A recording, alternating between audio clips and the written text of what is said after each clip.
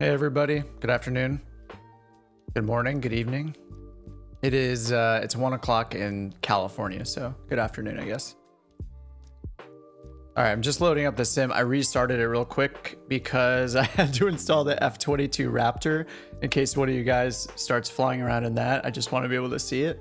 It should be funny, especially for this flight where the second airport, so the one stop that we'll make has like a 2,400 foot runway. So that'll be interesting. Yeah, 2,400 foot long grass strip for our stop along this route, which is at Whiskey November 55. All right, so if you look in the video description below, or if you're on the Discord, I posted this in the videos channel. I linked to this site here. This is worldtour.flights. So I found a flight using this site. So what's awesome is I've browsed this a few times, but never actually used one of them. You can go and just search for all of these. I think they're mostly VFR flights all throughout the world, and they'll give you flight plans. You can search, you can like filter by the environment and all this kind of stuff. So like here's one in Japan, for example. So this is where I found the flight for today. And it'll give you, recommended altitudes to fly at. It'll show you screenshots. And then you can download the flight plan file right down here, this blue button. So if you don't have it from the Discord, you can download this by clicking the link in the description of the video. And once you download that file, you can load it into Flight Sim, and that'll give us all the same exact flight plan, so we can easily follow along. And if we get turned around or whatever, then we can get back on track pretty easily.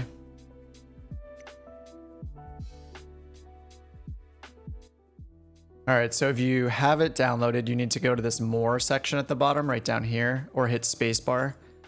And then from there you hit load save, which is also spacebar. So you could just hit spacebar twice if you're on PC.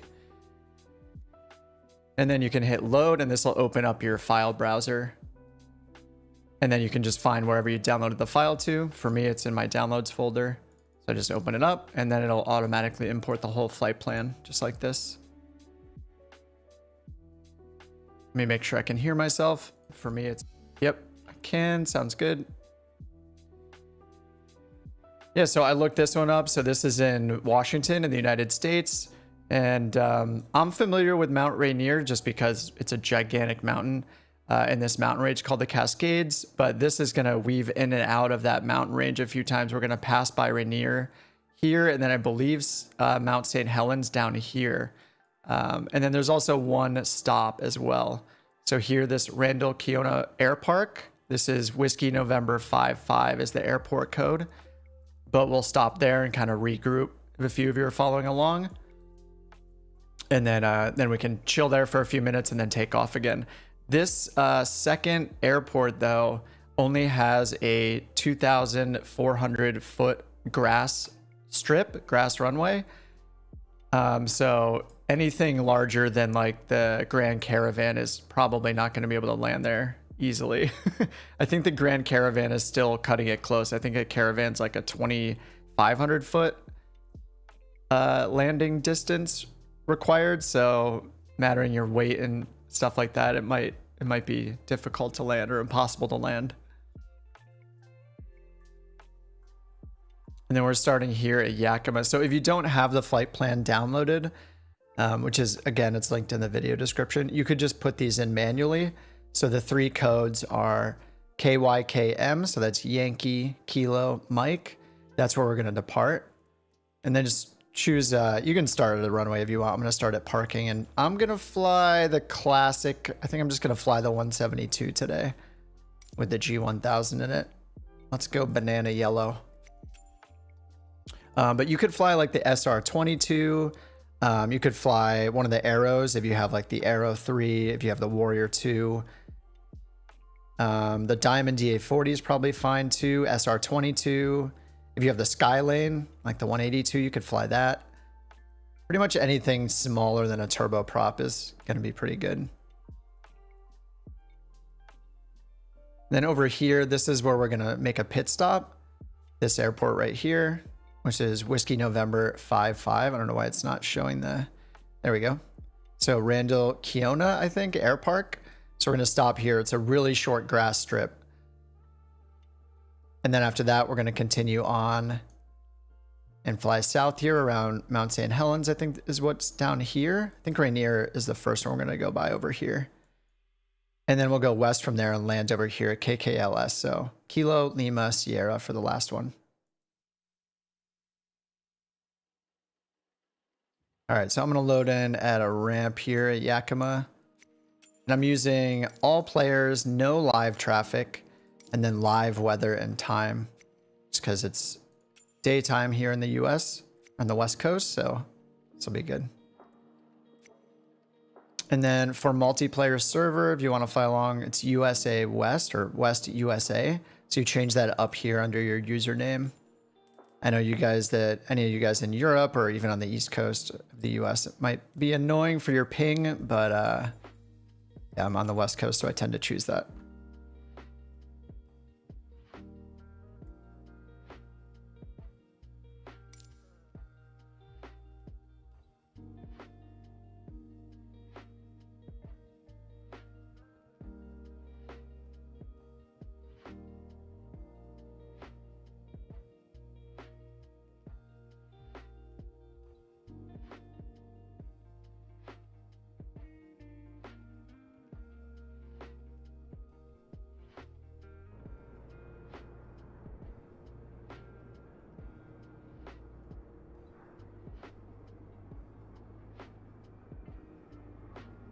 Hey, Fly Farther, what's up, dude? Oh, it's all good, man.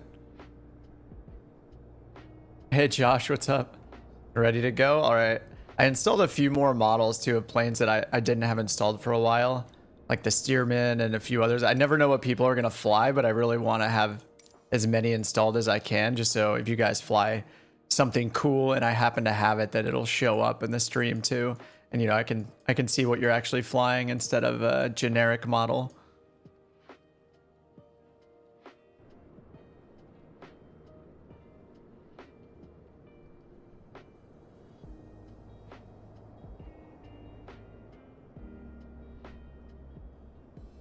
All right, I'm just going to get this thing started up. I'm curious how detailed the flight plan is, how much it gets transferred over. When I loaded it in, it looked like it has the entire route like point by point in there, so I'm not actually sure how it gets imported. See how it goes. Hey, Jake.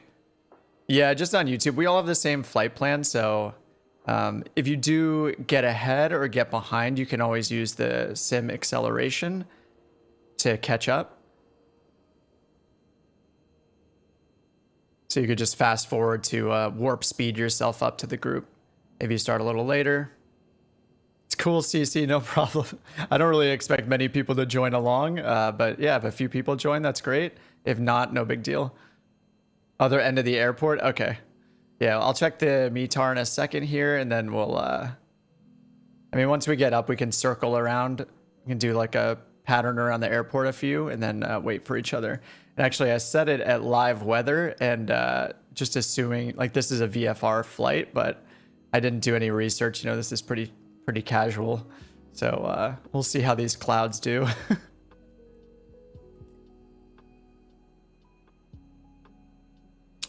Oh, on the VFR map, it's pretty detailed. Yeah, I haven't used one of these before from that website.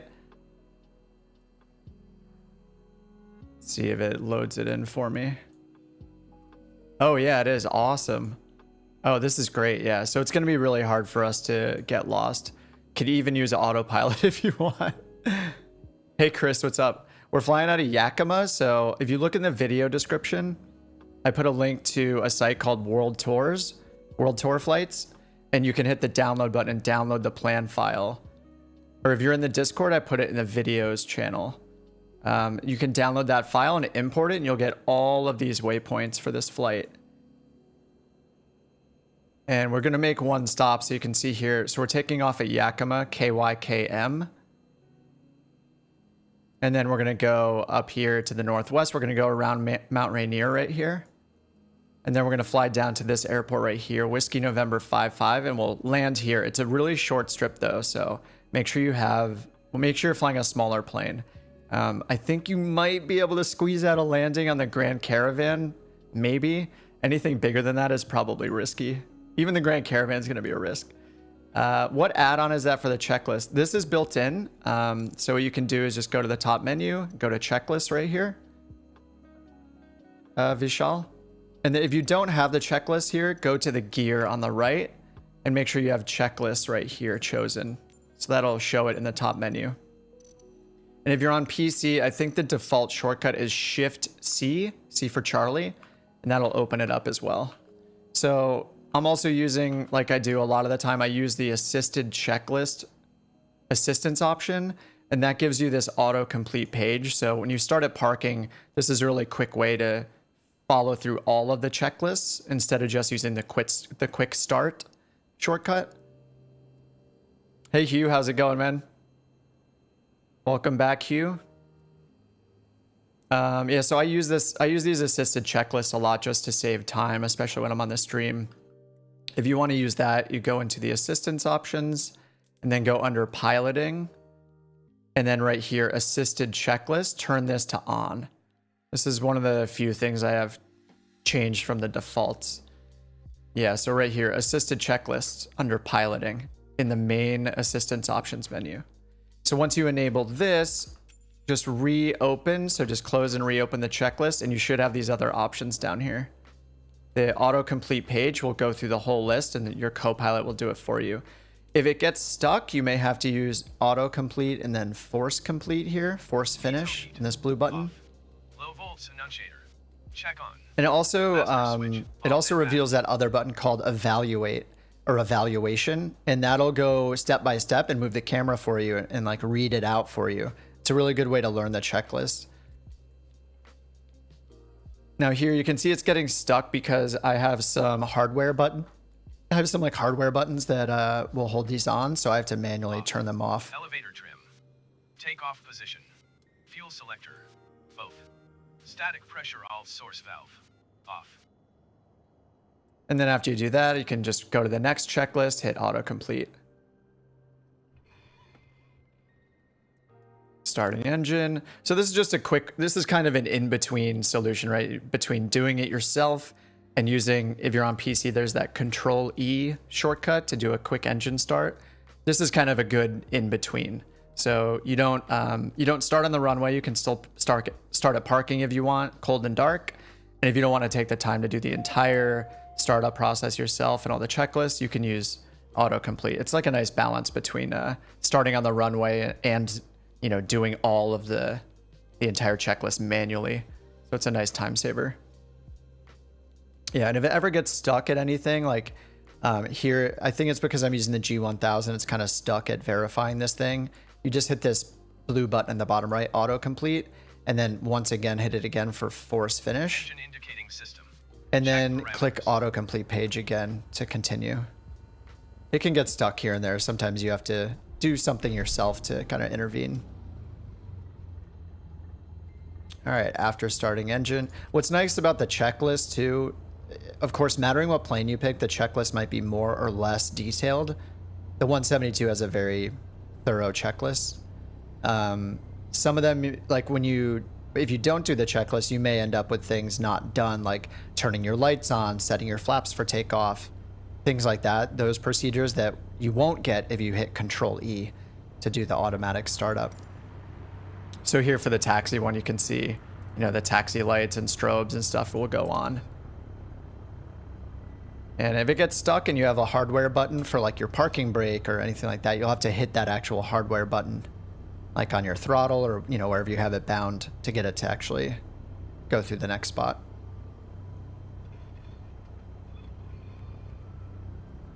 All right, once again, if you guys are just joining up and you want to follow along, if you check the... Actually, I'll just post a link in the chat. That'll be faster.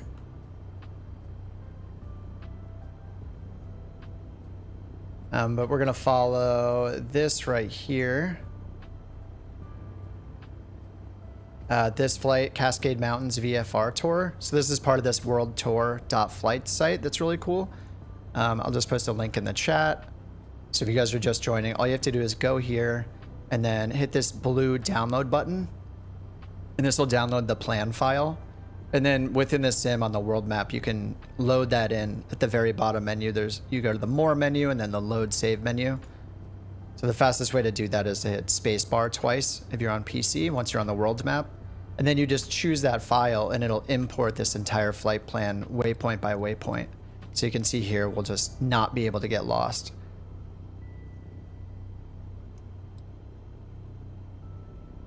And again, we're going to be landing at a pretty small airport as a pit stop halfway through the flight. So I would make sure I would recommend flying a smaller plane. So something smaller than the Grand Caravan. If you want to be a little riskier, you could do the Grand Caravan, but the second runway we're going to land at is 2,400 feet. And actually here at Yakima, there are two runways. One of them is 3,800 feet. The other one is 7,600 feet. So you have options for taking off in a bigger plane here. And then our destination at KKLS, that airport has 4,300 feet available. But yeah, the one in the middle we're going to take a pit stop at. If you can't land there, it's only 2,400 feet. You might need to hold for a little bit if you can't make that landing. 2,400 feet and a grass strip, so.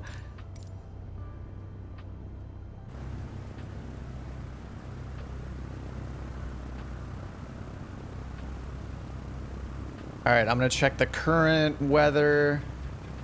Looks like it's calm right now at Yakima, so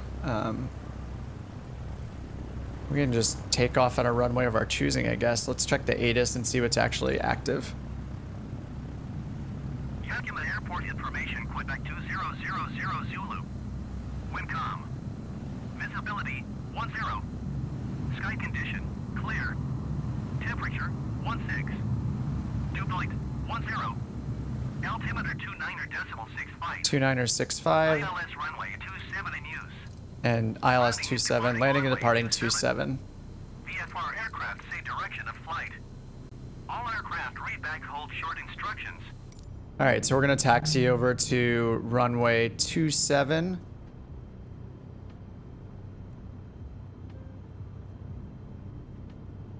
Yeah, winds are calm, but runway 27 is active. Subdued Rat is loading in, awesome. I see myself on YouTube, but can't find you on the airport. Oh, that's weird. There have been some bugs with multiplayer, unfortunately, where people like pop in and out. Yeah, if I see you, then we should be on the same server. But yeah, I'm on USA West.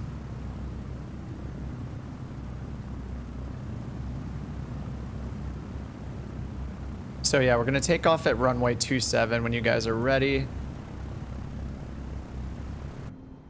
I'm gonna get my taxi clearance and we're gonna depart to the north.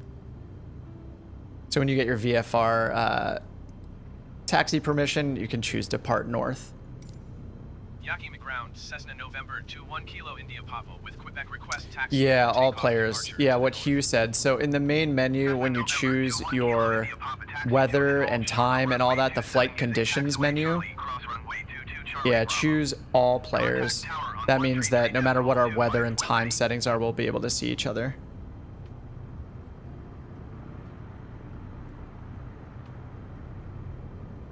All right, so I got my taxi instructions. So we're using 27 to take off.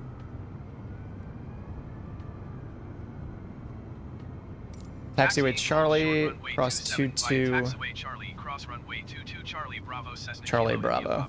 I'm gonna bring up, I actually have 4 flight running today just because I haven't used it for a bit and I love using it. I'm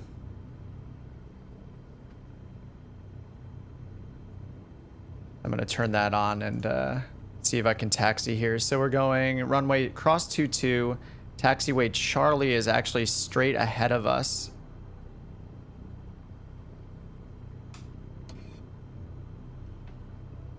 All right, and the altimeter, if you guys are using live weather, altimeter is 2965, and we're gonna take off runway 27. So I'm gonna start taxiing over there. If there are 50 or more people, you may be shunted to a different instance. Oh, gotcha. That's good to know. I was watching, who was I watching? Fabio or someone else a week or two ago, and they were using another program that basically lets everybody sync together for multiplayer, no matter what simulator they're on even. I forget what it was called, but yeah, it looks like that was solving some of their problems, so I might have to look at using that in the future. All right, so the taxiway instructions I got are to go to Charlie, which is, it's a north-south taxiway toward the east side of the airport. So I'm gonna go over there, and I have to cross runway 22 to get over to runway 27.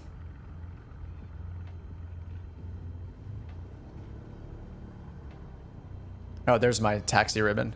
I was using ForeFlight to play around with it a bit, but I forgot I had the taxi ribbon on, so this makes things a lot easier. Hey Norm, what's up, man? Can't join today. Hope you do more of these. Yeah, I know you guys have wanted to do multiplayer for a while, and I've been eyeballing this website, and it's definitely gotten repetitive just doing the Sky Park things without much of a plan. So I think this is going to be a lot more fun. I need to get more VFR flights going for myself anyway. So yeah, I'm excited. This is going to be fun. And the site is really cool. There are a lot of flights on that. There are a lot of cool flights on that website that people submit, and I think it's good too because it'll get me to go somewhere else in the world. I just always stay in the U.S. and of course I picked a U.S. one for the first one, but there are a lot of them all over the world. I saw a cool one that went by the Dead Sea in Israel. There's another one like Tour of Japan. There's an island hopping one. It was in the Caribbean. There's just so many of them, and they're all VFR based. Oh yeah, and for this one, the recommended altitude was 8,000 feet. So we're flying VFR, so I'm gonna do 8,500 feet for my altitude. And if you guys are just joining, you can check the video description to get the flight plan. It's on that flight, that World Tours site. You can download the flight plan and load it into your world map in Microsoft Flight Simulator. Just use at the bottom menu, choose load save, pick the file, and it'll bring in all the waypoints. And if you're late and you want to catch up, once we're up, if you're far behind, you can always use the sim acceleration. So if you bind sim rate plus and minus in your bindings, you can fast forward your sim. And you can catch up to us just by using sim acceleration.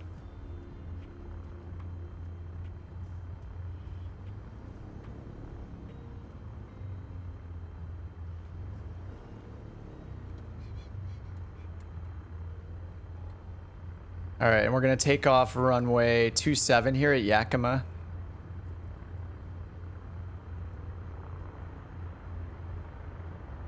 Too bad I can't join today. Oh yeah, sorry, I already read that. Hey Arash, you can catch up even if you're a little late. You can always catch up using the flight sim acceleration. So just if you go to your settings, there are a couple options. One is called increase sim rate, and another called decrease sim rate. And what you could do is bind those, and then when you take off, you can speed up and slow down automatically. You'll just warp speed ahead and catch up to us. All right, we got a Bonanza here. I see Coco Can Read is on the runway. I'm just gonna cut in line here a little bit, I guess, and get my takeoff permission.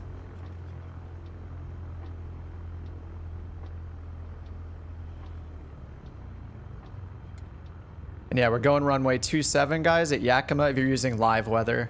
If you want to use the same runway, we're going off 27. Altimeter's 2965 right now. And if you're using the in-game ATC, just request a north departure for your VFR. Cessna November 21 Kilo India Papa altimeter 29.65 wind calm departure to the north approved. Cleared for takeoff runway 27. All right, clear for takeoff 27. Cessna Kilo India Papa. Hey Ashish, thanks so much. All right, runway 27.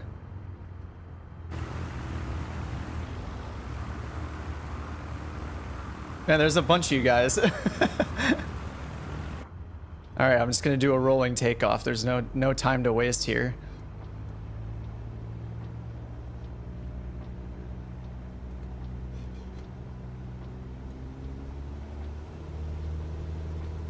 Hope West is doable from East Europe. Yeah, hopefully it's not too bad. It'll, you know, your latency will be higher. Hopefully it's able to just stay connected and stuff. Multiplayer's been a little bit sketchy.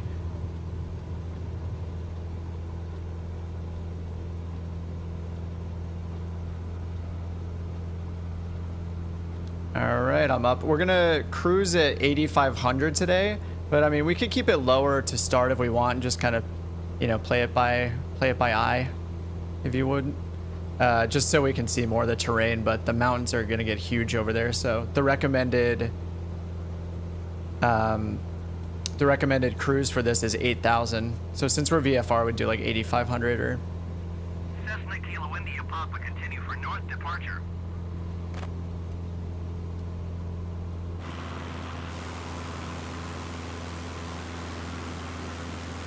All right, I see Casey, Pilot, Wallace, Usable Orb. See Brandon. Man, there's a bunch of you guys. This is great.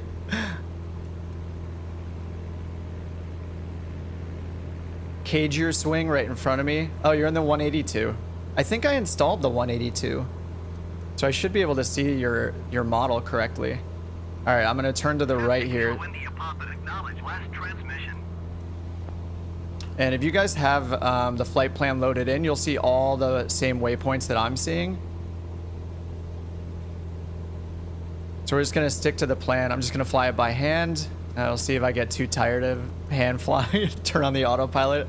But yeah, these flight plans are really cool. I mean, this is such a detailed flight plan that we're not going to get too lost. Yeah, I don't think you do, CC. I don't think you hear other people talking to the AI air traffic control, which is weird. I always thought that you would, but I guess you don't. Yakima Tower, Cessna November 21 Kilo India Papa, continue for north departure. Working well from Toronto. Cool.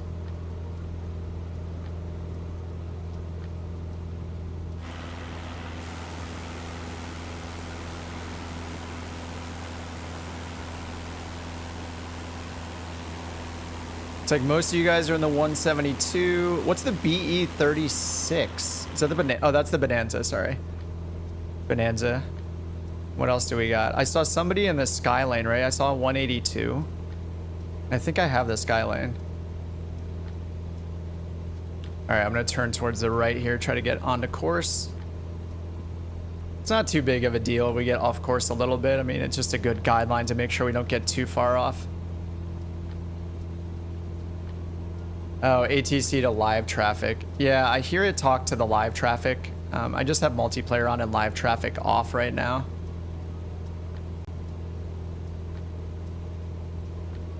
Cessna Kilo India Papa, leaving my airspace, frequency change approved.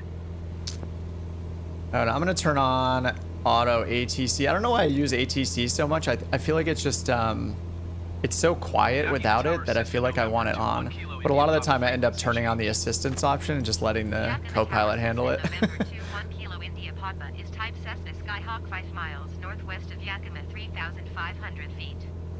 Request flight following.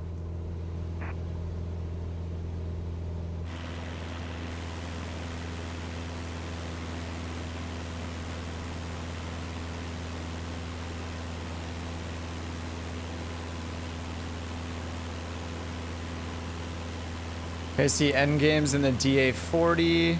Yeah, we got a Bonanza, Freddy in the Bonanza, Wallace in the Bonanza. I haven't flown the Bonanza much, but it seems cool. I'm gonna make my way over to you guys. I'm the one that's off course here.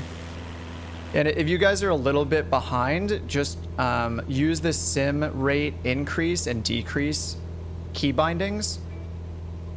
Josh posted those in the chat, but you can always customize them in your controller settings and then use that. Like I have mine on control minus and control plus, and that's how you can catch up to all of us. So you can just turn on sim rate at like 2x speed and then warp speed up to the group and catch up to us.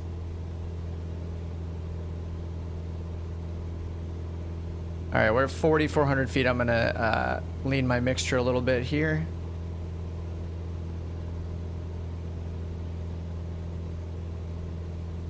I might make my way over to you guys. I'm at 4,500 feet. I've been mostly at VY since I took off, so getting up getting up pretty good here.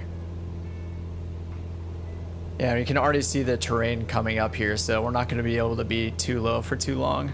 But we do have this cloud layer above us as well, so it's a little challenging. I think I read the comments on the site that I got this from, which is that worldtour.flights website. And I think one of the guys said something like, "Oh, I tried to fly within the do some like canyon diving or whatever, flying through the canyons," and he was like, "That was a mistake. I should have been higher." So I was like, "All right, maybe we do need to be pretty high for this one." Endgame's already up at 7,000 feet there.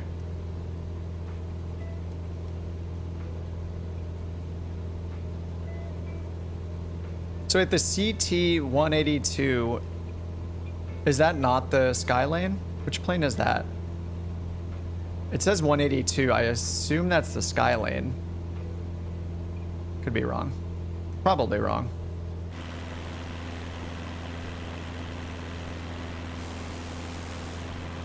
Oh, the lean assist, yeah.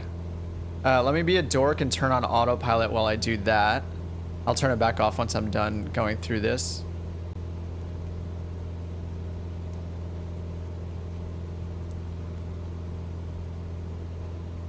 All right, yeah, so the lean assist, if you have the latest G1000 NXI, you can use the lean assist to lean your mixture. So I wasn't super familiar with this.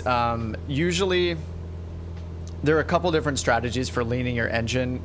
The most popular seems to be what's called rich of peak, meaning you get to your peak EGT temperature or your peak RPMs, and then you enrich the mixture a little bit from there to lower the temperature of the cylinders a bit.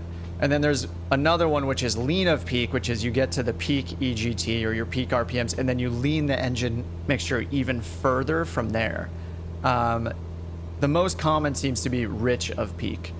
And it really matters what you're running your throttle at. So it seems like if you're running your throttle just like 95 or 100%, that you're going for pure performance, and you would just lean for peak itself. But if you're going for if you're at more of a cruise setting, like 75% throttle, then it seems like most people use rich of peak for their leaning strategy.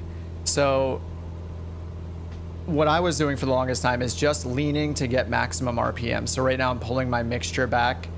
You can see the fuel flow is going down a little bit as I do that, and the RPMs are going up slightly, and now the RPMs are dropping again, right? So now I'll enrich it a little more to get back to that 2550 RPM. So I'm maximizing the performance of the engine right now. So especially during a climb, that's great. Like I'm maximizing how quickly I can climb because of that maximum performance.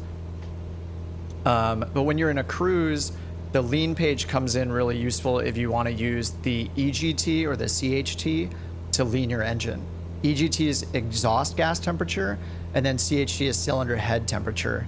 And when you hit this assist button down here, now this isn't available for everything. Like if you're flying something like, a turboprop, you don't have to do this because it's fuel injected. But if you're flying something like the 172, first of all, there's this cylinder select button. So if you hit this, it'll rotate between the different cylinders of the engine. So we have 4 cylinders in our engine. As I rotate, you can see it shows the current temperatures for that selected cylinder. And now what the assist button does, basically it's putting a line in the sand and saying, at this moment, I think I'm at the peak performance. So I've already leaned it out to get maximum temperature here or maximum RPMs. So let's do it by EGT temperature. What I'm saying is right now, I think I'm at my peak. I've leaned the mixture, so I'm at peak performance, the maximum it'll go to. What I can do is hit the assist button. What this does is it puts a marker right there and says, right now I am at peak. So what it's doing now is it's simply showing us the change in our EGT temperature since we pressed the assist button. Let me make sure I'm not flying into mountains or something. All right, there's Rainier up there. So now that I've hit assist, so the first thing I do is use my mixture to get maximum RPMs, right? Because we're over 3,000 feet or especially over 5,000 feet, that's where we lean the mixture to get maximum performance. If you don't do that, then the fuel mixture is too rich. There's too much fuel to air ratio for the engine, and it's not performing at its best performance. It's actually underperforming at your altitude.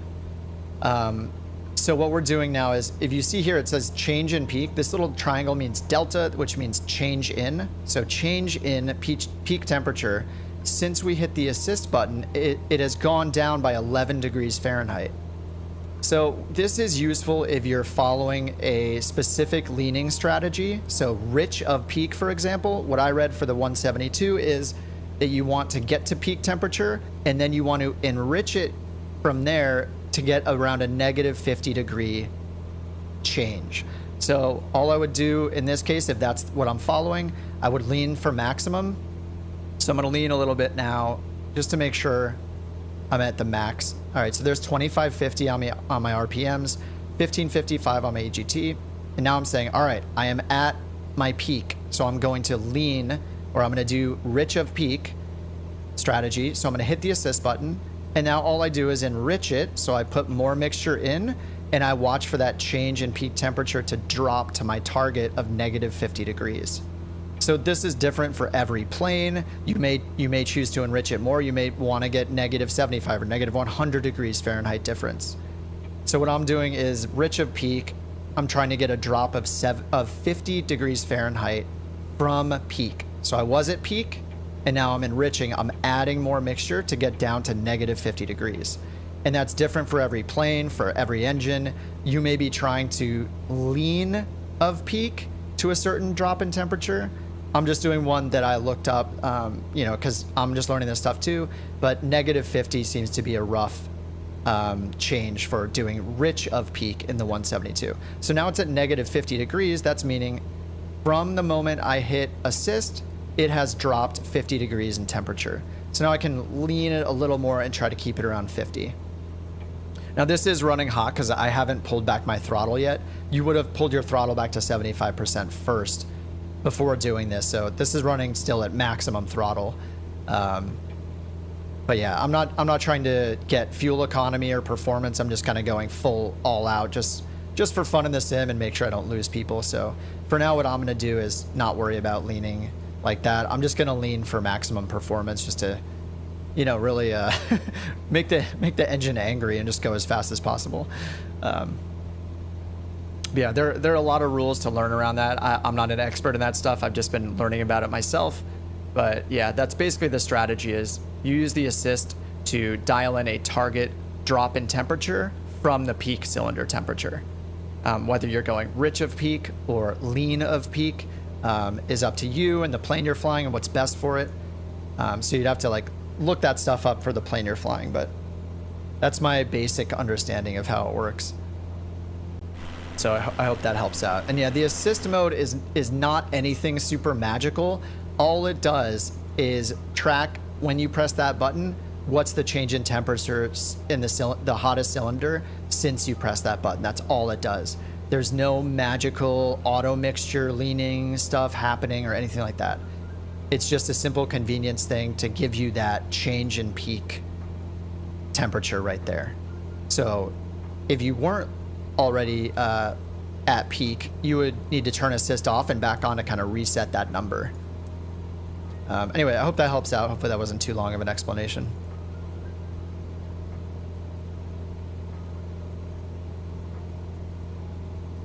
Yeah, for you guys that are just catching up, if you want to download the flight plan and take off, we're not too far from our departure. It's been, I think, 20 minutes or so. You can use sim rate, use the sim rate increase and decrease shortcuts, and that'll let you catch up to us. You can just go to warp speed and catch up to everybody. All right, I'm going to take off autopilot now because I've been on autopilot for a bit.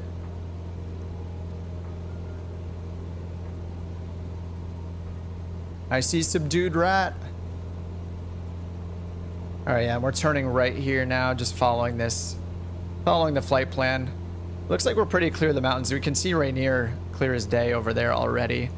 But we're gonna fly around the north and the northwest side of Rainier. gonna make a loop around it.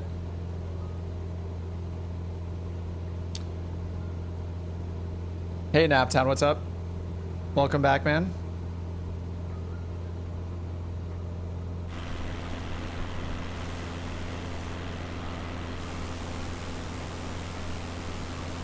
See Aviator Nate and Freddy right behind me.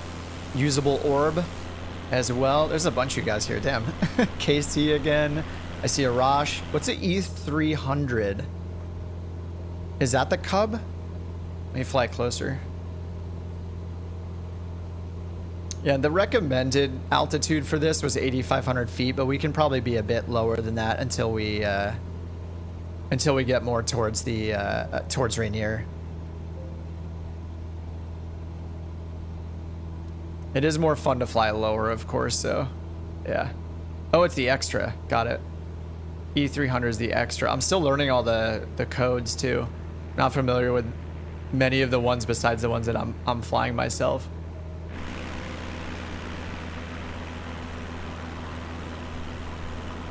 Nice, Freddy. He was inverted.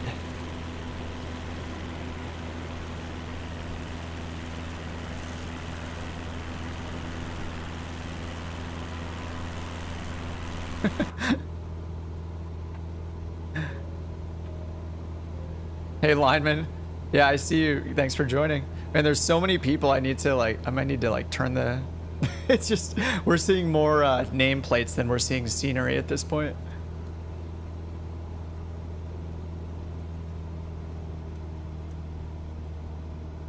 I'm gonna fly down a little bit further.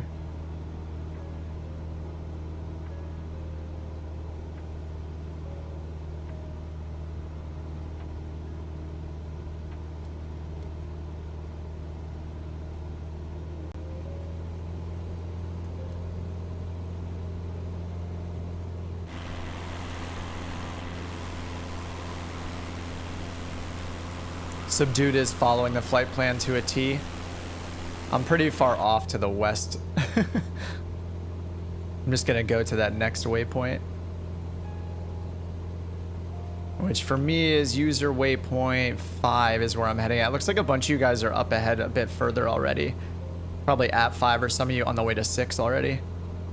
Yeah, and then once we get past Rainier, there's one stop we're gonna make at Whiskey November 55, so that's the Randall Kiona Air Park, and it's a short grass strip. It's only a 2,400 foot grass strip, and the runways there's runway 25 and runway 07. Let's see, the nearest weather to that is calm wind, so it looks like we can just probably land at runway 25. Will probably be the most convenient. Headed to waypoint 6. Yeah, you guys are ahead of me. I pulled back a little bit, but yeah, the Diamond is a bit faster, right? I'm only cruising at 100 right now because we have a crazy crosswind from the west, from the southwest, it looks like. I have a 17 knot crosswind here at 8,300 feet. You opened multiplayer a couple weeks ago, never met anyone. Well, you can join along right now. Yeah, if you load that, if you check the video description here, I'll post a link again for you guys that don't have it in the chat. This is the flight plan we're following. If you click on that, there's a blue download button. You can just download it, and then on your world map at the very bottom menu, you can go to load save and choose the file. It'll load this exact flight plan with all the waypoints. Okay, you're behind us. What you can do, Dio, is if you don't have it bound already, go into your settings and bind a shortcut for, there are 2 settings. They're called increase sim rate and decrease sim rate, and that'll let you warp speed and catch up to us. So you can just, I bound mine to control plus and control minus, and if you hit that a couple times, it'll fast forward and basically warp speed you, and then you'll be flying at 2x speed and you can catch up to us. I would recommend maybe turning on autopilot before you do it. Turn autopilot on, turn it on nav mode, and then yeah, you can accelerate to catch up to everybody. I should probably do that because I'm falling behind everyone else. And worst case, you can also just meet us at our halfway point. You can load in at Whiskey November 55.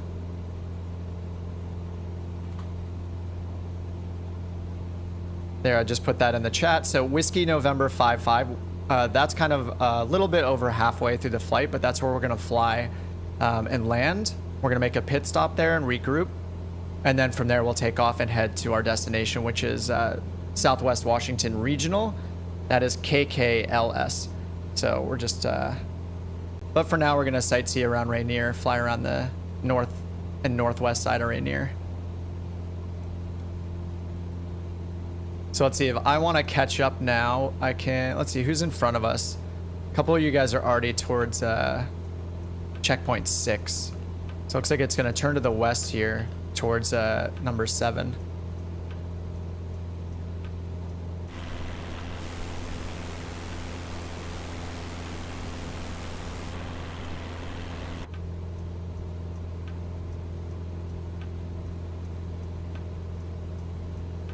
All right, so I'm making my western turn here. So I'm headed to checkpoint number 7 now. This will take us right towards Rainier. Do you use a short or soft field on the 2000 plus grass runway? I think if you're in the 172, you do 1 notch of flaps. And then you'll want to hold your brakes as you put in full power and then let go of your brakes. If you've ever watched with Missionary Bush Pilot, that guy Ryan on YouTube, it's like every takeoff he does in grass, he does like that. He's in a Kodiak, but not a little Cessna, but same kind of thing. You hold your brakes, put the power all the way up, and then let your brakes go. And then yeah, I believe it's 1 notch of flaps in the 172. And then I think you guys know this better than me, I'm sure. I think the strategy when it's soft field is really to just pull back. You pull back on the ailerons, or sorry, on the elevator, you pull back on your stick to keep the nose light. Hey, Low Tech, what's up? Ah, Low Tech 420, nice. No problem for the stream. Thanks for joining. Thanks for chatting. Oh, all the Coronado aircraft are 30% off. Nice. Yeah, I have the Aero 3, I think. I think people tend to like the Just Flight versions better, but they are more expensive. I'm pretty sure the Just Flight ones are like $45 or something like that. Oh, there's live traffic flying the route? Oh, no way. I have live traffic turned off.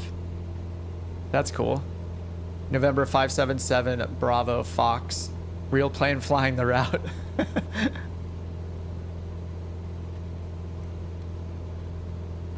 All right, I see Freddie and Casey are pretty far ahead. See you guys up there getting towards Mount Rainier. Oh yeah, Valkyrie 1. I see the DA62.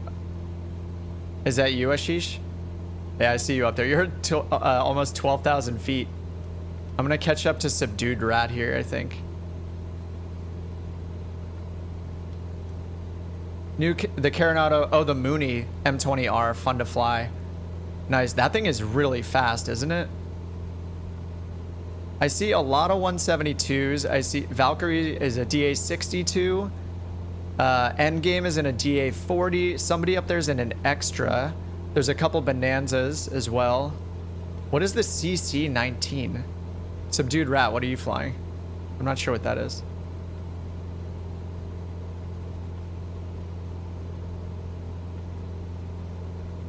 Trying to catch up to Subdued Rat here. DA40. Are you flying the NG or the TDI? I haven't really flown the TDI. Oh, my multiplayer just like reset, it looks like. Oh, the Carbon Cub, nice.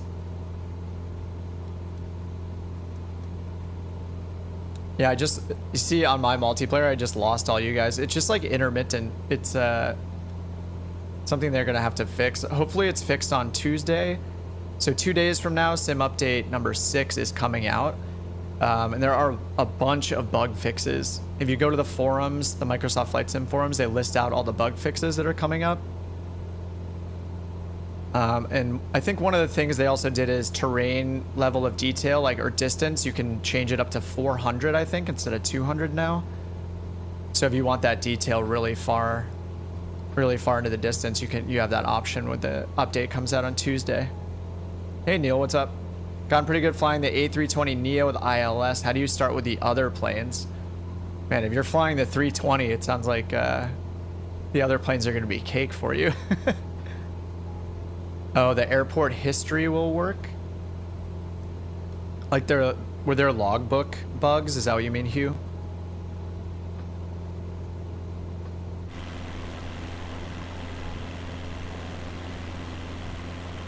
I lost a few of you guys off the multiplayer.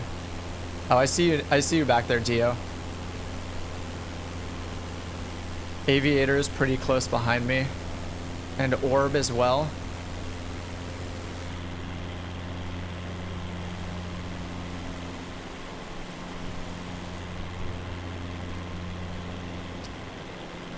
Oh, the drop down. I got you. Yeah, that's right. It hasn't remembered the recent airports for the arrivals and departures for a while. Yeah. That's nice. We have a nice 19 knot headwind right here.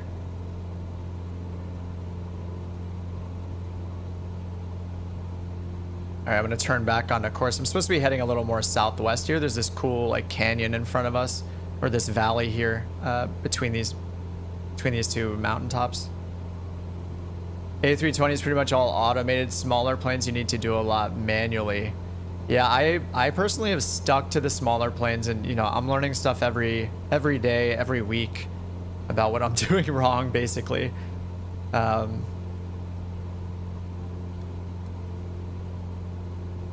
Personally, I think like you can learn a lot of it on your own. I know I talk about Pilot Edge quite often. There's a lot of VATSIM fans that are in the chat and just in the community in general. But I learned quite a bit about just flying and about airspace and stuff like that. I'm definitely not an expert on that stuff, but I feel like I got a good intro to it by using Pilot Edge and their training program, which is where you talk to ATC. It's a much smaller network, but they're online like all day, every day. So it's really consistent. So I personally think that's a good use of $20, and it got me taking things more seriously when I was doing that stuff. But you know, a lot of the time when I'm on the stream, I'm just having a good time, you know, not being super serious about it. But yeah, that's also why I like looking at the procedure stuff. Like when I look into flying the different procedures, say like an ILS or something, you know, that's where I'm choosing to take it a bit more seriously and try to learn about the procedure and fly it correctly and all that. Reduce my RPM. Yeah, I'm just kind of redlining it here just for the sake of completing the flight quicker. Definitely being very mean to the engine right now.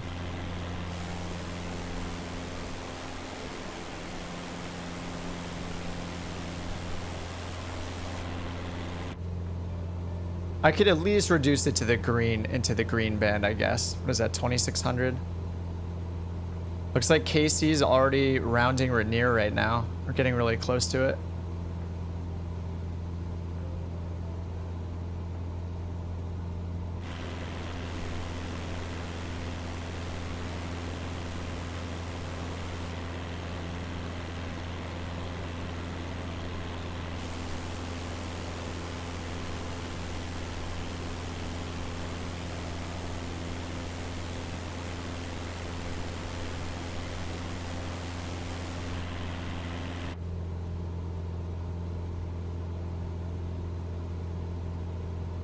Hey, virtual air tour.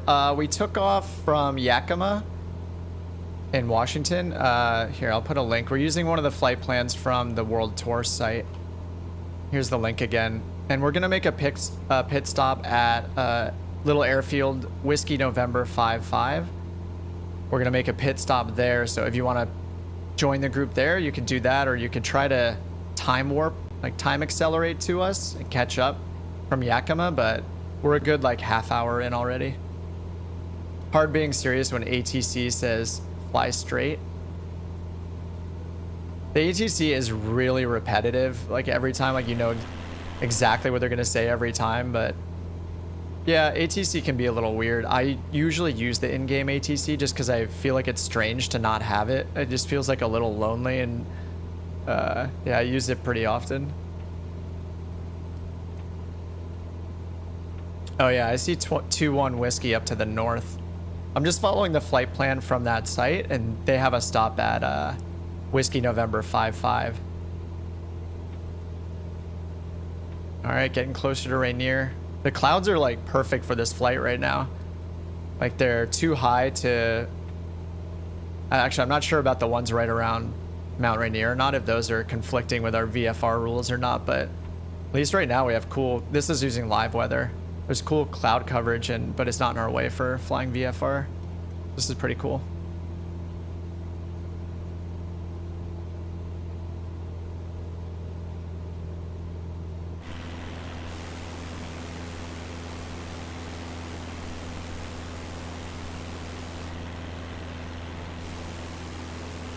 All right, see you over there, Bauer. All right, we're gonna go around the right side of Rainier here. Casey's already around it, it looks like. He's dusting us in the Bonanza.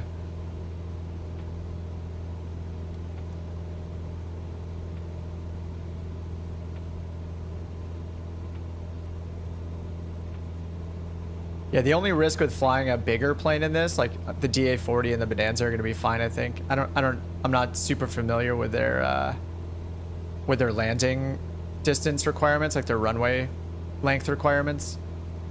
But the one we're gonna land at, that grass strip, is only 2,400 feet, so it could be a bit tricky.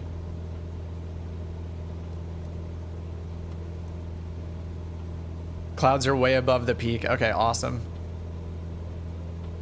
I should look up how high the peak is.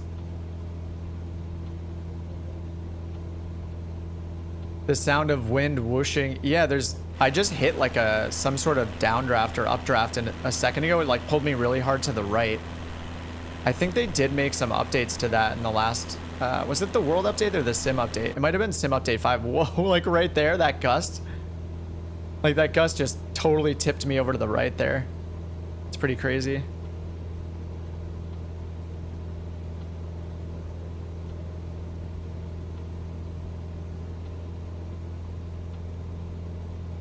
And this is awesome.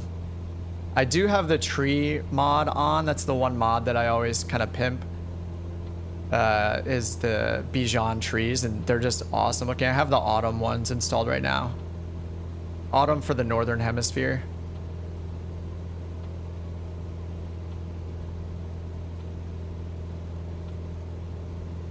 Just leading my mixture a little bit more here. Make sure we have enough.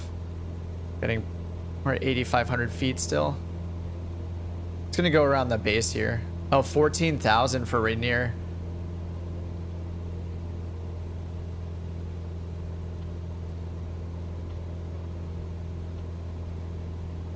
No, the tree add-on works everywhere as far as I know.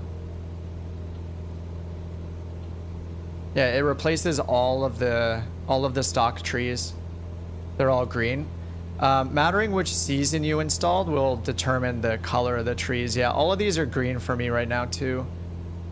For the most part, they all look green.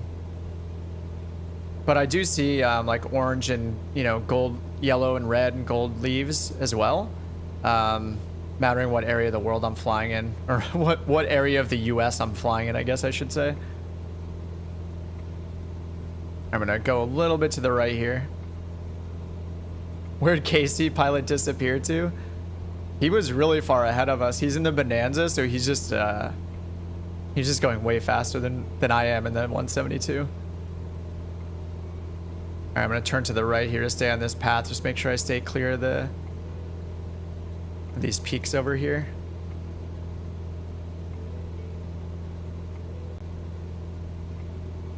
Yeah, I don't know what it looks like stock or not, but these trees, right, like these are looking really good to me using the mod. You stop it with the Sturberks.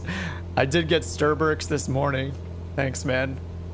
Again, a big thank you to Mr. Yasol. Yasol, comma Hugh. Thanks for the $10, man. Definitely not necessary, but I appreciate it. I got my coffee right in front of me. Thanks a lot, dude. Thanks for always being in the chat too. And you definitely do not have to send money. I have a great career and definitely don't need it, but I appreciate it nonetheless. Just at Mount Rainier yesterday, all the trees are green. Maybe it's accurate.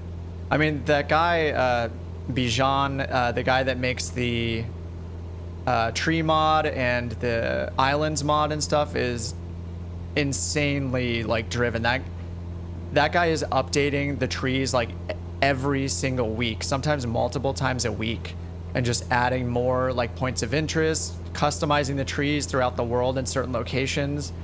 And I think someone in chat one week was telling me that you can submit a request for which area you want him to work on next.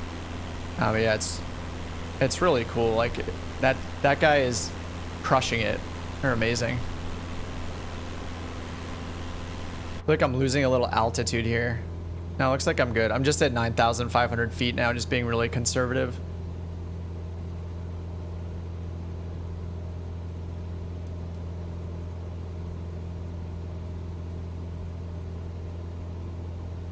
Had the tree mod bookmark, should just get it. Yeah, it's up to you where you buy it to. I don't like the idea of manually having to download and copy the mods in to my community folder every time there's an update.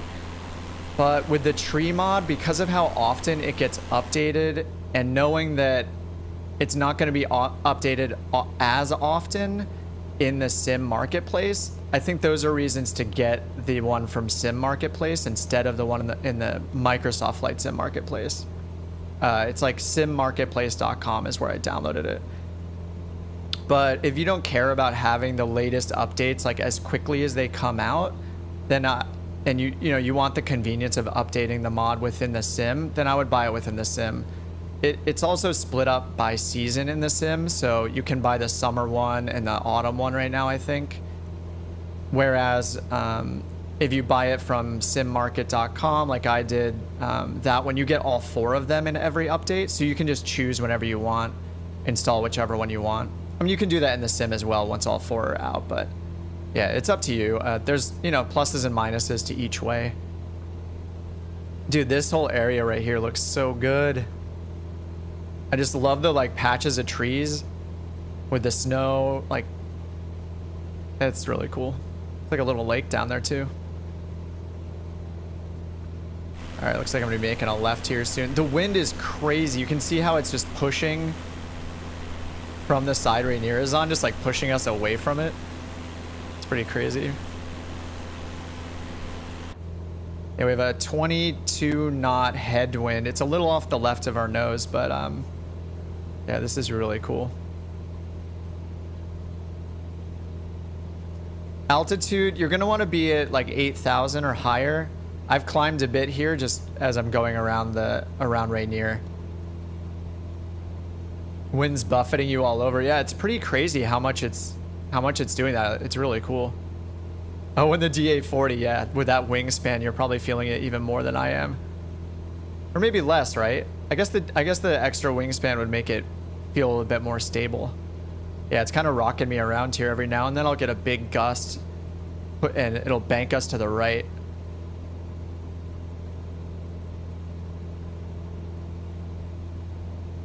All right, now we have a 23 knot headwind again. This is it's pretty crazy headwind.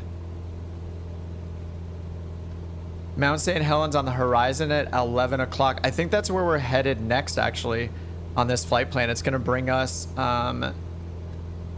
over here to Whiskey November 55, which is where we're headed now. So we're gonna go pretty much straight south to Whiskey November 55.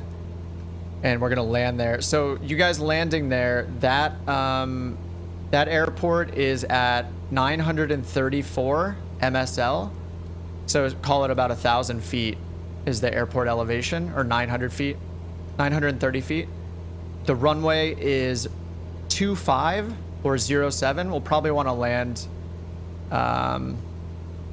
doesn't really matter. We'll probably want to land at 2.5. Just because it'll be, yeah, more southwest bound. So yeah, we're gonna need to drop down to pattern altitude. There will be about 1,900 feet if you're in a light aircraft like the 172.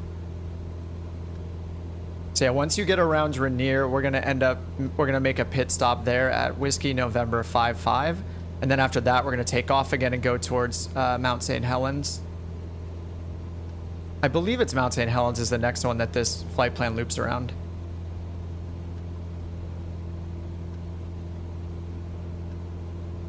See you, Antonio. Thanks for hanging out, man. Mount Adams is at my 11 o'clock. Sorry, I might have turned already. Or my 10 o'clock over here. I believe it's taking us past St. Helens as part of the flight plan. I'll have to check the description again. But it sounds like you're very familiar with the Cascades, and I am not. Other than Rainier. Really can't miss it, can you?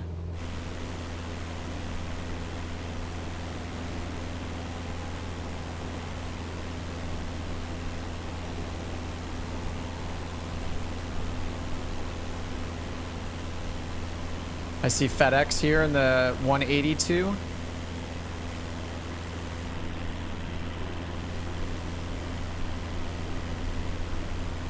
Some dude rats right below me here. That's pretty cool. Yeah, the wind is blowing me all over the place right now. This is crazy. I'm actually not sure if I have damage on or off, if this is gonna just end my game. Usually I keep damage off in the rare case that like it says you've suffered catastrophic like fuselage damage or whatever. Because that can just ruin a stream. I would just meet you guys at the next airport though. But yeah, so after this we're gonna head southbound. If you guys have the flight plan loaded in, you have the route right there. But we're going to Whiskey November 55. It's a little grass strip, 2,400 feet. Runways are 25 and 07, and pattern altitude's 1,900 feet. For those of us in a smaller plane.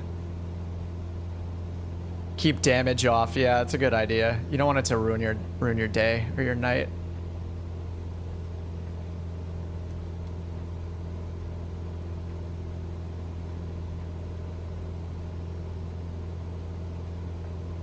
All right, I should probably start descending here. So we're going to a couple more waypoints. We're going through waypoints 13, 14, 15, and then we're going to land at Whiskey November 55. So the route is pretty much setting us up to be almost in line with that runway 25. ForeFlight doesn't seem to know more than that it's runway 25. It doesn't have like an accurate magnetic direction. It says 250, so maybe that's what it is.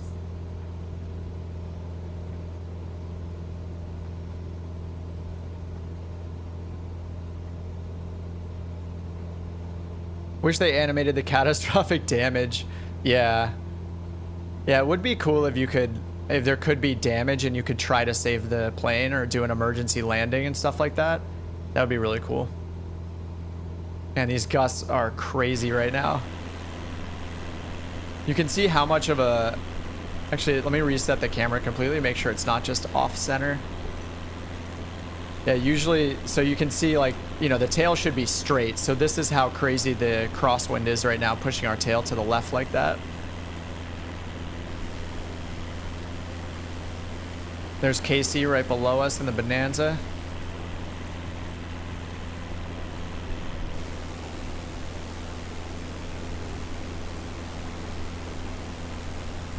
See, usable orb is right behind us, an aviator. See your guys' lights on back there? Oh, I see a Rosh right below me. In the extra. See if I can actually see him. Nice, you guys are really close to each other. Awesome. I should come, let me see if I can come down there and join you guys. Actually get a little formation going. I wish the traffic isn't working, is it? I have the traffic turned on. Let me double check that. Map options. Yeah, traffic is on, but it's not showing. Not showing the multiplayer traffic. Landscape is great, just turning around the mountain. Awesome. Yeah, you're catching up pretty well to us. I just got around the mountain, so I am in between waypoint 12 and 13.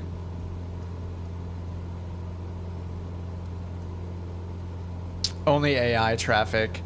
Yeah, there is a third-party mod you can use. I saw a streamer using it. I don't know if it was Fabio or someone else, but they were using a mod that fixed all their air traffic, their multiplayer traffic issues. Okay, looks like FedEx is doing a 360. I think I saw myself in the live view. I don't see any icons for other aircraft. Yeah, David, I guess the... yeah, it's not even on the VFR map, is it? Yeah, I think this is just broken, that it doesn't show multiplayer traffic. It only shows live traffic or AI traffic, not multiplayer traffic. Just a bummer of a bug. I actually need to look at the release notes again. Sim Update 6 is coming out on Tuesday, so there's going to be a lot of bug fixes. I looked over the release notes briefly. They have the release notes in on the Microsoft Flight Sim forums. They put them there early for people to see. How do you join on Xbox? Just change your server to USA West. It's in the top right of the sim. Just click your little avatar and change to USA West. And then in probably like 15 minutes or so, we're going to be making a pit stop at WN55. So Whiskey November 55 is the airport code. We're going to make a pit stop there so you can join there. And here's a link in the chat to the entire flight plan. So we're just going to fly from there to KKLS, which is the Southwest Washington Regional Airport.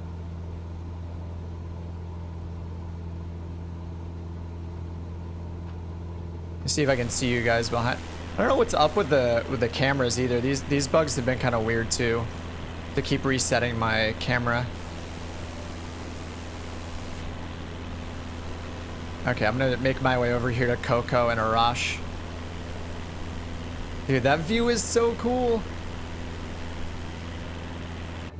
All right, I'm gonna redline it and move over to them so we can see some actual planes on my screen instead of just lights.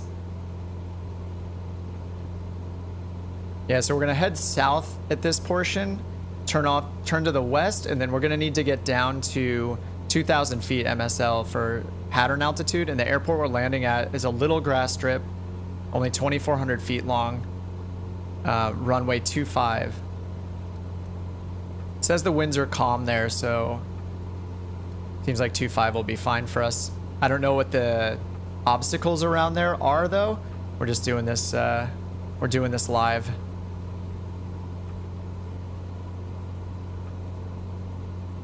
So I'm gonna have to do a flyby of their crazy obstacles. We'll see how the landing goes.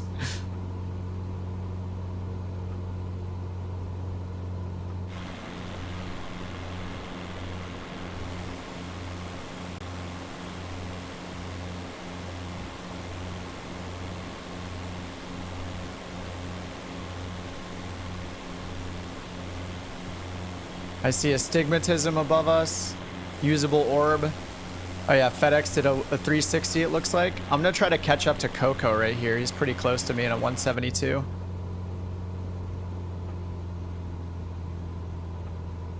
I'm gonna pull my throttle out a bit to descend. Get down to Coco and see if I can get on his tail. And I see Bauer and Endgame and Valkyrie all in front of us. Oh, they just disappeared for a second.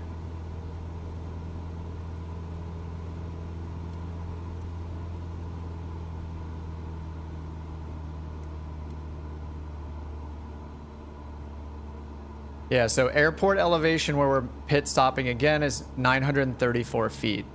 So you want to be about 1,900 feet for the pattern. We'll probably just be able to do a straight in on runway 27.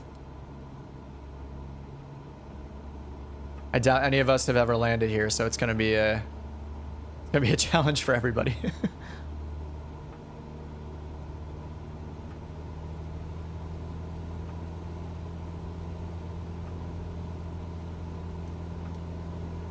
Okay, we got a Grand Caravan. I see you, Astigmatism.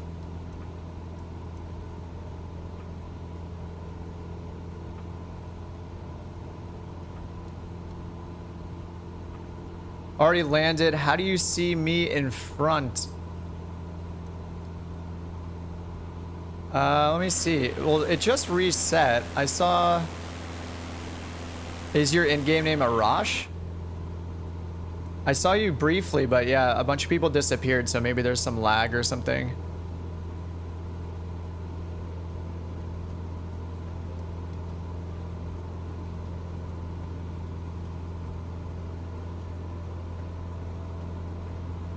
YouTube delay is getting worse. I'm not sure if it's a YouTube delay that's happening or the or just the multiplayer in the sim. I would bet it's the multiplayer in the sim that's having issues. It's really had problems since the last sim update. So hopefully they fix a lot of this. YouTube is usually pretty solid.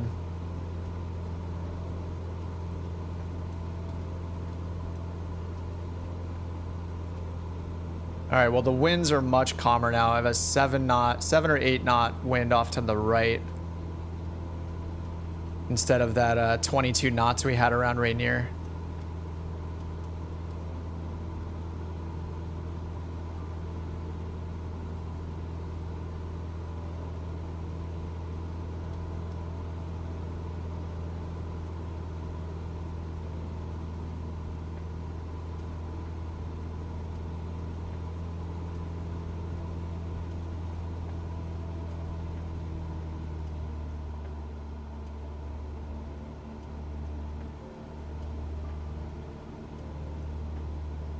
Oh, Valkyrie 1. Yeah, I see you right next to me to the right. I just saw you.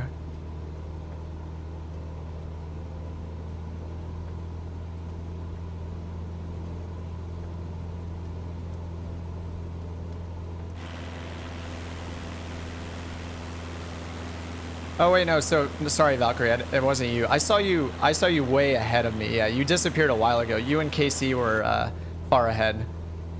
Hey, Derek, what's up? Thanks for the videos on the NXI. Yeah, no problem. I hope to have one out this week. I'm hoping on Tuesday with the sim update there'll be another one, so I'll have another video out this week for the next version of the NXI. They did give us some previews in the working title Discord channel, so we're expecting missed approach procedures, so that'll be really cool to cover those. And yeah, sim update is on Tuesday, so there's supposed to be a lot of bug fixes. All right, so we're getting close to the airport. It's right after this next waypoint, so we need to get down to about 2,000 feet and slow down here. I'm at 3,300 and descending, and we'll just have to see where this airport is. It's gonna be it's gonna be pretty much directly west once we hit this this waypoint. And so its runway is 270, so I'm probably gonna turn on OBS mode. I'm actually going to go to my flight plan here, scroll down to WN55, and I'm just going to hit activate leg so I can make that my active waypoint. Now I'm going to hit OBS and turn the course knob to 270. So I have a long extended runway line here. There we go, 270. So, yeah, pit stop, Whiskey, November 55. That's where we're all going to be landing at. I think a couple people are already down there, so it's like I'm about 10 miles away right now. Pattern altitude for you guys landing, 1,900 feet. Elevation is 900 feet. And runway is 25. Sorry, was I saying 27? Runway is actually 25. If I said 27, I'm sorry. 25 for the runway. So I'm using OBS mode on the G1000. So if you set your current active leg or do a direct to Whiskey November 55, then you can go over here, hit the OBS button, and then turn this triangular course knob to dial in a course right here of 250. That'll basically give you a virtual extended runway line on your course right there on your map, so you can line up with that. It's going to be off by a couple degrees, but it's still going to be helpful. All right, I have no idea where this is. So I'm at 9 miles out. I need to drop another 1,000 feet or so. I don't see any multiplayer name tags either for this. To spot this grass strip. Is that it right in front of me? It's hard to tell.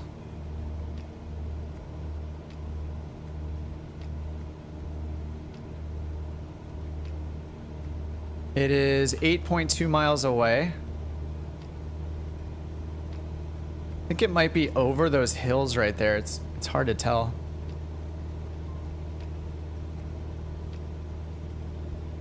Hey, low tech in the SR22. I have 1 notch of flaps out just to kind of slow me down. You can do 1 notch of flaps in the 172 under 110 knots. Just doing that to increase my drag, slow down a bit. Over the hills. Oh, okay. Oh, yeah, I see Valkyrie now. Okay, nice. I always misjudge the distance. I always feel like it's way closer than it is. I'm going to take those flaps out now. That was a little bit too early. Mixture is rich since we're much lower now and we're going to come in for a landing.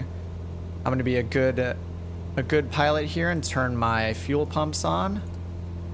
Oh, my landing lights were off for some reason.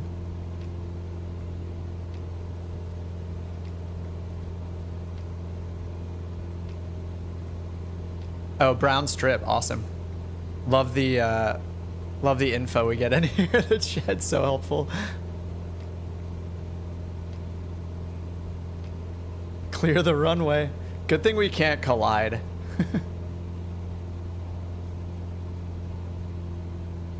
And once again, for you guys landing, runway 25. Airport elevation is 934.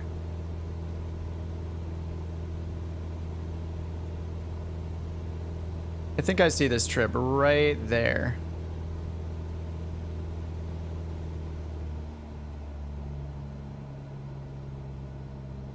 Yeah, I think that's it right there.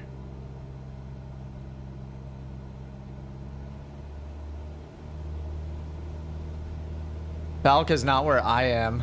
I'm at the strip. I see Endgame on the ground now. Yeah, I see you down there. Oh, I see your name tag. I don't see you from here.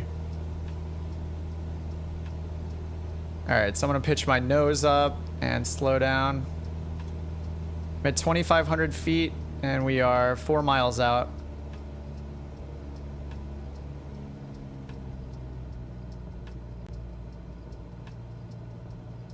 Hey Blackhawk, what's up? Welcome. If you guys want to join, we're making our pit stop at Whiskey November 55. So if you want to load in at WN55, you can join us from there.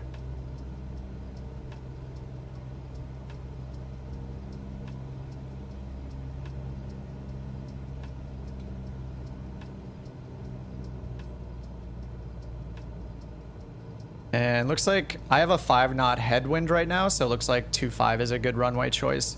I think the winds are probably calm down there though. Oh, now I see you guys all loading in. All right, I see Bauer right in front of me. All right, I'm gonna slow down a lot here.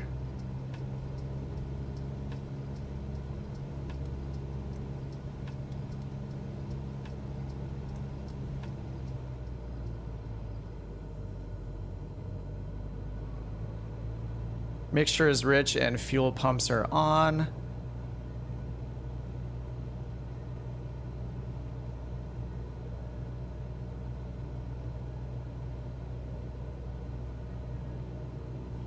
I'm pretty high, so I'm pulling my throttle out here. I'm always high in the sim. Yeah, live players for the settings. You should do all players just to make sure you see everyone. That gives everyone the flexibility to put whatever weather and time of day they want. But I happen to be using live weather, but I still have it on all players just because it's easier to have it on all. All right, I see FedEx landing. He's in the, he's in the 182. Somebody was in the Grand Caravan. I'm curious how this landing is going to be in the Grand Caravan. All right, I'm at 500 AGL. Thanks, ForeFlight. And full flaps, 400 feet per minute.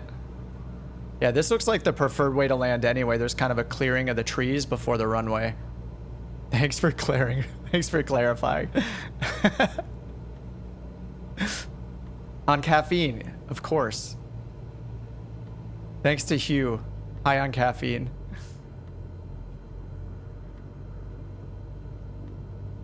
All right, yeah, a little bit of a wind out of the left. 4 knots. It's gonna get lower. I'm gonna slip a little bit here because as usual, I'm high, and I gotta watch my airspeed.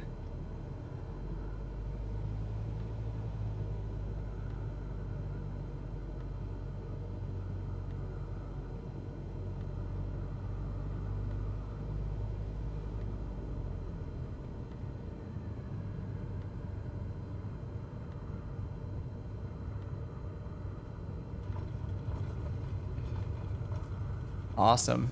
And I'm gonna move my ass out of the way.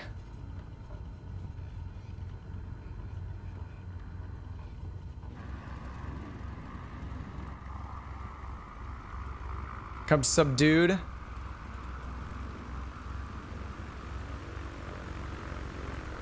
Oh, you got the big wheels.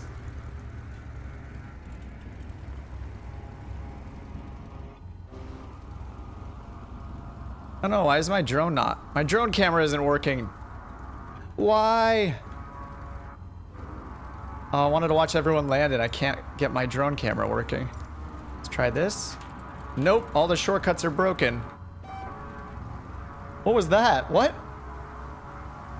Did you guys hear that beep sound? Dude, there's so many of you guys. This is awesome. Arash, subdued, aviators in.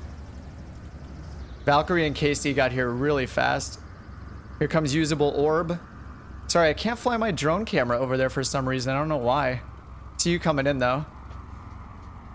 Yeah, if you guys want to join for the next leg of the flight, the last leg of the flight, there's just 2 legs. You can hop in WN55, Whiskey November 55 airport. Here's usable orb, 172. Nice. Beautiful. There's so many of you guys. This is super fun. Oh, numlock? Oh, I don't even have a numlock key. Yeah, let me try to I have my arrow keys bound numlock. Yeah, I don't even have a number lock key on my keyboard.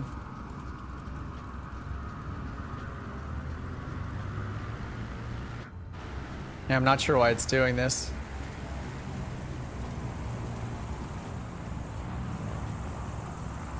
Hollow Hound and Kludgy, see you guys.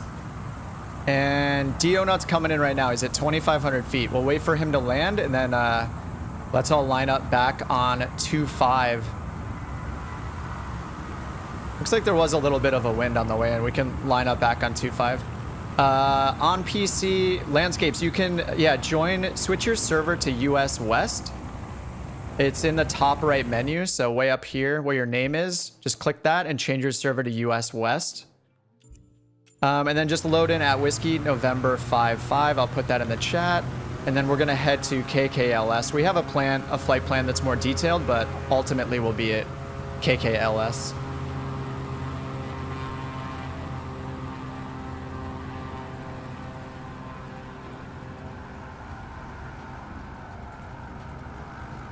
It's really weird to get back into the plane sometimes. There we go. With the camera shortcuts that I have set.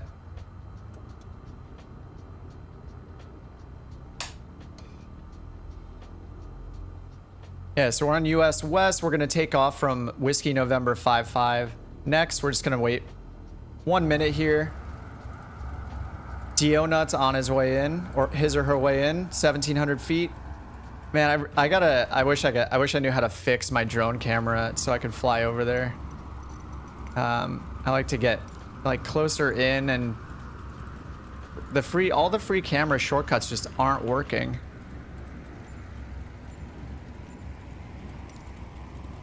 Need toilet paper after that one?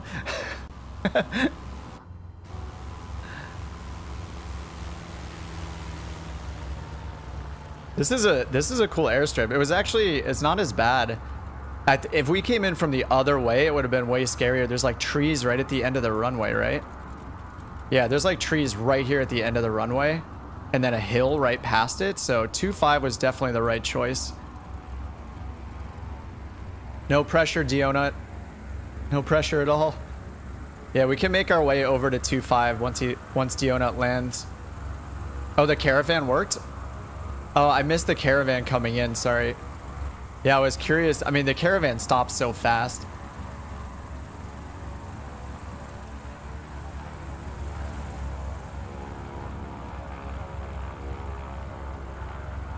Dio's coming in right now.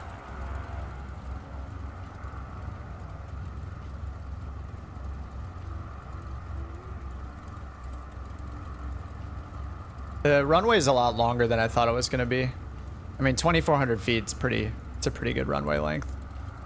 We only need what, like 1,700 or 1,400 or so for landing in the 172, I think.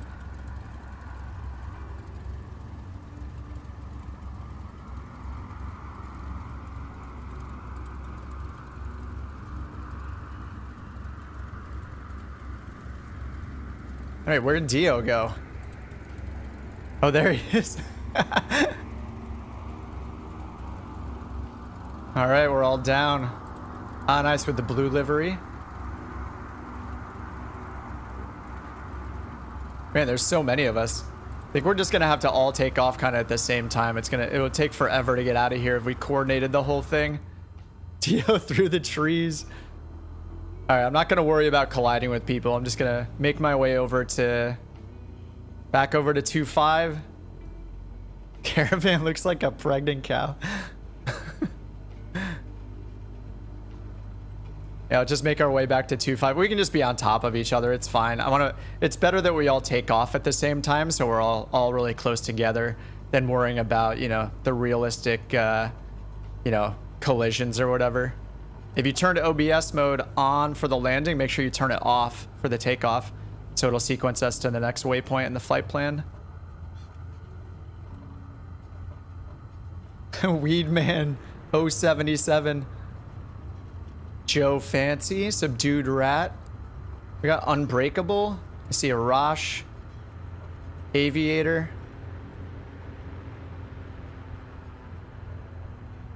All right, let's line it up over here. We can just be on top of each other. It's not a big deal. I want all of us to... It'll be really nice if we all take off together. Not really worrying about being on top of each other, you know? It's more important that we're all taking off at the same time. Oh, Valkyrie. Oh, no, Valkyrie's in the 62. Did you land here? Or have you just been circling? I don't know if Valkyrie was able to land here in the Diamond, in the DA62. TBM is hovering at 2 feet. Oh, somebody must be in a helicopter.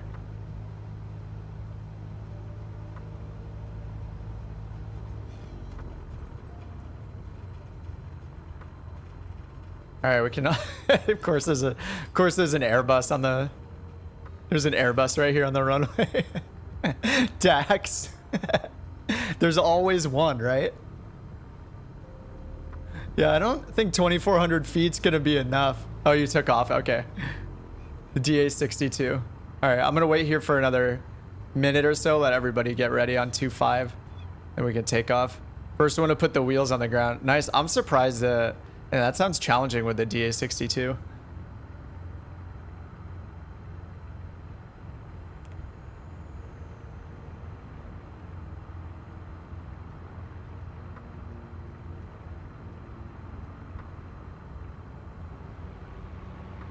So the elevation is going to be much lower here. It looks like we can get away with like 4,500 feet or so for the second part of the flight.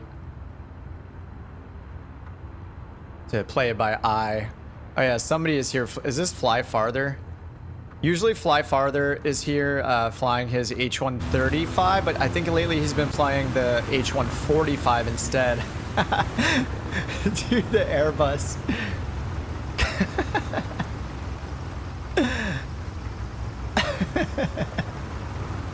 I don't know what livery you have, but it's given me this funny yellow one. Oh, it's the Mooney. Oh, I do have the Mooney. I don't think I have it installed. I did buy it. Oh, it looks like an Airbus. Yeah, that's so weird. It's so weird that it puts the generic model as the Airbus. All right, this next leg is not quite as long as the first one. But the runway is much longer on landing. I think it's like 4,500 feet or so.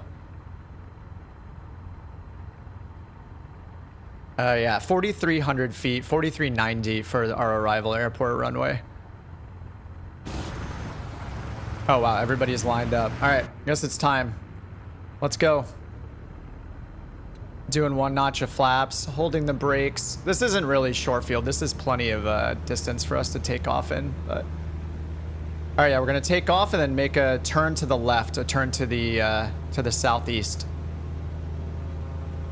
Dude, there's the extra. That thing's gonna take off in like 1 second. Yeah, there it goes.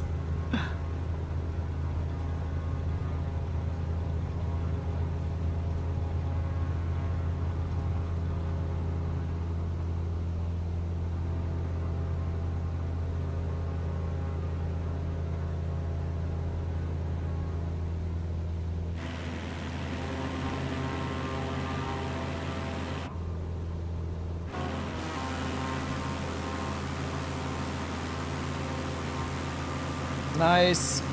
All those lights, it's beautiful.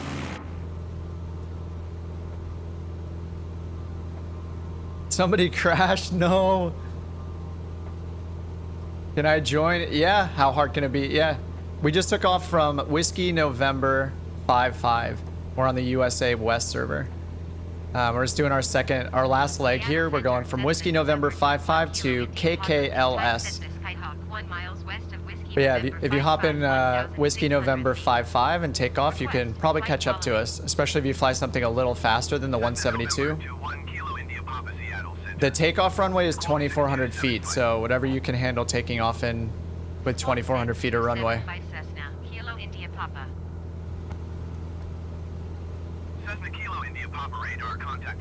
Alright guys, so we're gonna head mostly south-southwest roughly. We're gonna fly through the, to the right side of this mountain here first. Roger, Cessna, Kilo, India Papa. Yeah, if you guys have the full flight plan loaded, you can see exactly which waypoints we're going past. Yeah, or you can just follow along, just follow where people are going. Whiskey November 55 is our departure for this last leg. I'm pretty sure this one's gonna go by, is it Mount St. Helens, or somebody said, was it Mount Adams?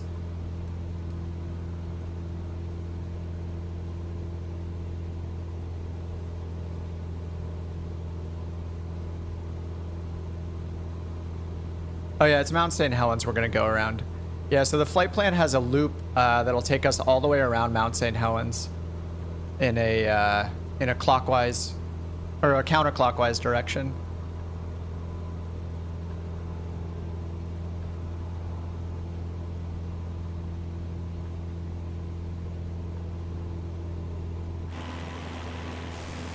Oh my god, there's so many of you guys. This is crazy. See, mostly 172s. Low-Tech did join with an SR-22. That's the first Cirrus. I don't know if you guys saw, forget where it was posted. I think it was somebody posted in the Discord maybe. There's a Cirrus Vision jet that's in the works, which looks really slick. It looks awesome. I don't really fly the jets much. I flown the CJ4 a few times, but the Cirrus Vision, just the model, like the 3D renderings I had of it, looking pretty insane.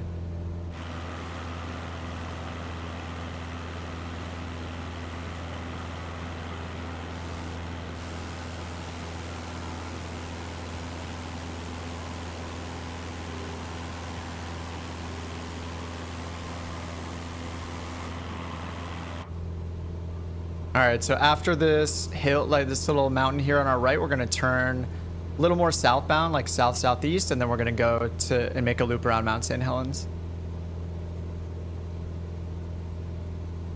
And if you guys are joining at Whiskey November 55 and just taking off now, as long as you can take off with 2,400 feet of a grass strip, you can just pick your own plane. But the arrival airport's a lot has a 4,300 foot runway, so.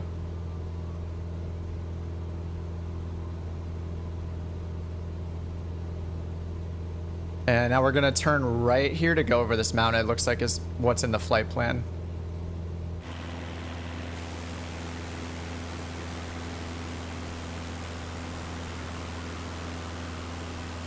There are so many of you guys. This is great.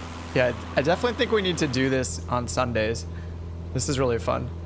Most of us are in the air and in one piece thanks to you and your videos. Many thanks. I take no credit for any of that. You guys, I'm sure, amazing with or without my ILS videos, but I appreciate it. Yeah, this is really fun. It's cool flying with you guys. I'm gonna look more at this World Tour site too. I've looked at it for a while, but yeah, it's really great. There are tons of good like scenic flights that are in it. So this is just one I picked in an area I'm a little familiar with, but I think, you know, if we do this every week, it'll be a lot of fun. And yeah, we can go around the world a bit more. I know I stay in the US a lot. Yeah, USA West server. I know I stay in the US a lot, but that'll get me to you know, to branch out and go somewhere else in the world for once. Yeah, we're supposed to be going south here. I'm a little bit off course actually, so I'm turning here more towards the south. Do you have enough fuel for the last part? You know, we're taking it all really casually here, so like you can always refuel if you need to. Just hit the fuel button at the top and just max out your fuel if you need to get a mid-air refuel. Just pretend like you're getting a military refueling mid-air, you know? But yeah, I'm still at 25%, and I just started with half a tank, which is just the default in the sim.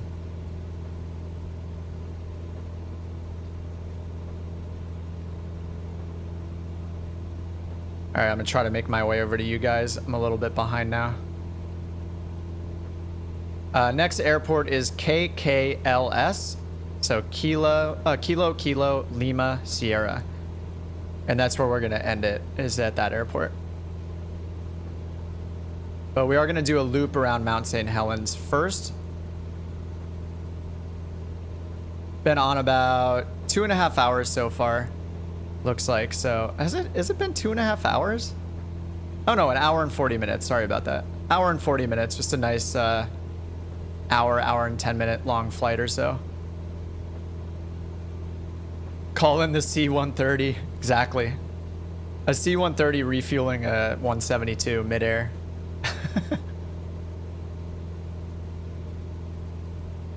First time for me flying a group. It's so fun. Yeah, this is really fun. You guys have been asking to do this forever, and I have not delivered, so glad to have you guys all along for this one. Yeah, this is a little more fun than me picking a Sky Park mission and just flying one route and forgetting to start the flight and earn my money. This is a lot more fun. Yeah, so we did, for you guys just joining, the start of the flight, we looped around Mount Rainier first, and now we're going towards Mount St. Helens. So you can see that up there in the distance. We're going to do a loop around Mount St. Helens, and then we'll head to KKLS and land there. That has an asphalt or a hard surface runway, so it'll be a lot easier for, especially for the bigger planes than that grass strip was. But it says it's overcast there, so I'm looking at the METAR right now for KKLS. It says it's marginal VFR, so it's overcast at 1,200 feet AGL, so clouds at 1,200, so might be fun on the way in there. We're gonna have to duck under some clouds to stay VFR. Be pretty low once we get over to the airport. But the airport's at sea level, so pattern altitude is about 1,000 feet, 1,020 feet. So we might have to swoop under some clouds when we get to our destination airport here. We'll see if the weather is accurate. I mean, it's overcast right above us now, so looks like those are at like 10,000 or so. But yeah, this will be cool. Could be a cool, challenging landing with some low-level clouds.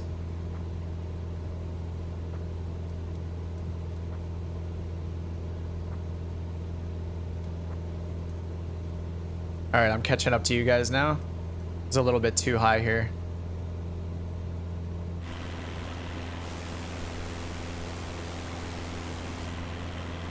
It's definitely more fun when you stay low and just like skim the trees, you know?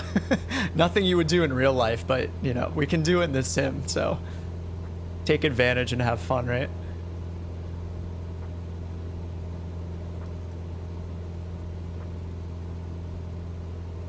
We'll go on the right side of Helens and make a loop around it. Start on the right side, so that'll be the west side of St. Helens. We'll make one loop all the way around, and then we'll continue. Not 100%. Yeah, we'll loop all the way around, but then we'll continue to the west once we get off it. So if you see my stream here, I have the flight plan loaded in. So yeah, we're just gonna do this loop going counterclockwise around Mount St. Helens, and then we'll head off to the west to go towards a KKLS. 6,500 good views of the crater. Oh yeah, yeah. If you guys want to fly up higher and fly over, you can get a good look into St. Helens. Panicked and refueled to 100%. Now you're too slow. If you have the Dio, if you have the flight sim, there are two settings. One is called keybinds. Increase sim rate and decrease sim rate. You can turn that on temporarily to warp up to us, to warp speed it up to us. Oh yeah, or use slew mode. I'm not as familiar with slew. Is it Y? And then you use like WASD to move your plane? Yeah, either one of those will work. Sim rate might be easier though, just because you'll just keep flying. You'll just be way faster.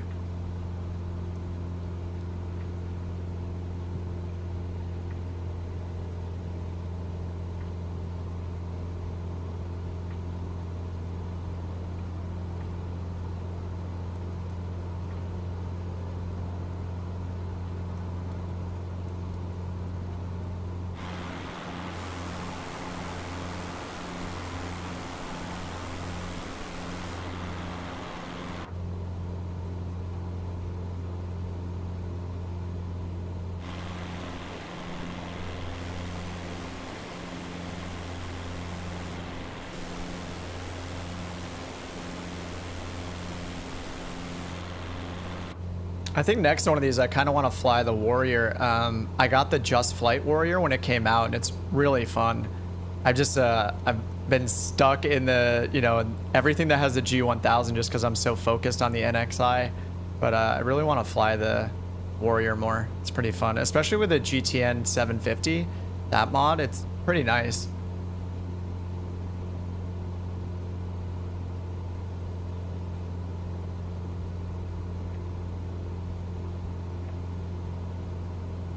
So what's cool, actually Dio, you'll be able to catch up to us because we're gonna do a loop around Mount St. Helens. We're gonna do a left-hand turn loop around it. So while we're doing that like 360, you'll be able to catch up to us probably. Unbreakable, you're going so fast. I see that dive, that looks awesome.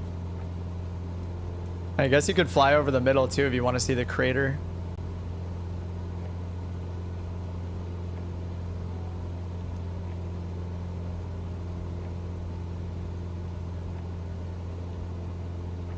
Yeah, if you're running low on fuel, you can just, no shame, just top it off. Just hit the fuel menu, just bump up your fuel a little bit and close it. No reason to run out of fuel. And just top it off. No big deal.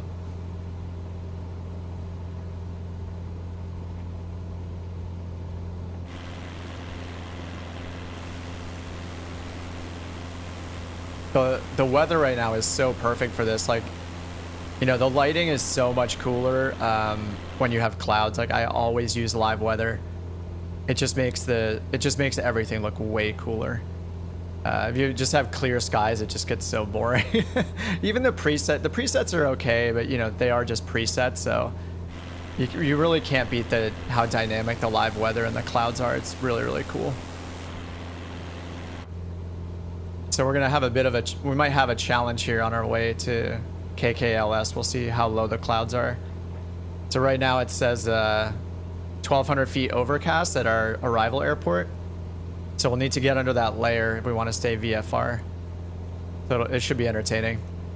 Almost at stall speed while climbing. Make sure you lean your mixture, especially when you're over 5,000 feet. I think some people lean it over 3,000 in the 172, but definitely over 5,000. Pull your mixture back and look at your RPMs and make sure your RPMs are going up. They'll go up, and then once they start going down again, then you go the other way on the mixture and put more of it in. So you just want to play with the mixture and maximize your RPMs. That'll increase your climb performance.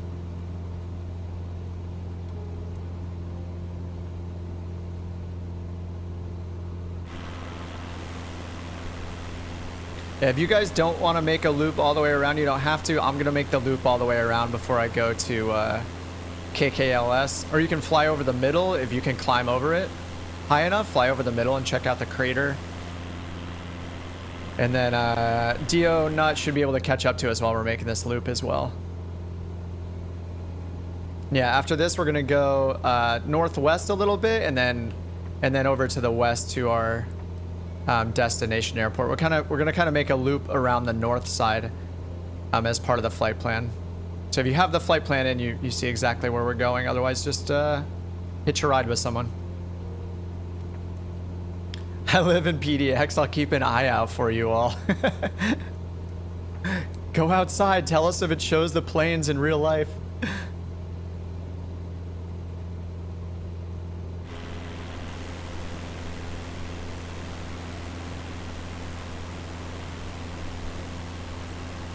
Fly in between the layers of the clouds as long as you can see the ground. Yeah, there are, what are the specific VFR rules? I think there are rules for, you know, how high above and below you can be. I think it's 500 feet below clouds. And then there's 1,000 feet above. And then this is just offhand, off memory. I'm not sure if this is correct, if this is accurate. And then there's also, you know, mile limits, like how far you can be in front of you and to the sides of you. I'm not sure what those are offhand. Several miles, I'm sure. Can't find players on West USA. You should be able to, as long as you change to West USA. There are some bugs though. I mean, there's gonna be a sim update in 2 days. So on Tuesday, we're gonna get sim update number 6. And it seems to be very focused on bug fixes, so hopefully they're fixing some of the multiplayer stuff. I'm gonna have to re-review those release notes, but there are a lot of bug fixes coming on Tuesday. Oh, 2,000 from the side, below 10,000 feet.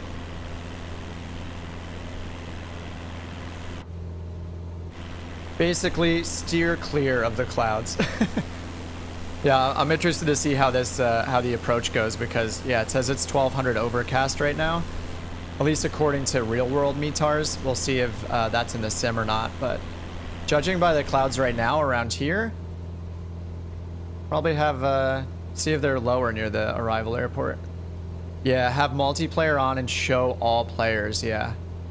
So on the main menu, how hard? In the top right, go to the like flight conditions and make sure you have all players turned on. Is there a diesel 172? This is the stock 172 that I'm in with the G1000 NXI mod. I think next time we do this, I'll fly the Warrior though. The Pipers are really cool and all of the Just Flight planes are great. So I definitely want to get back in the Warrior for the next one.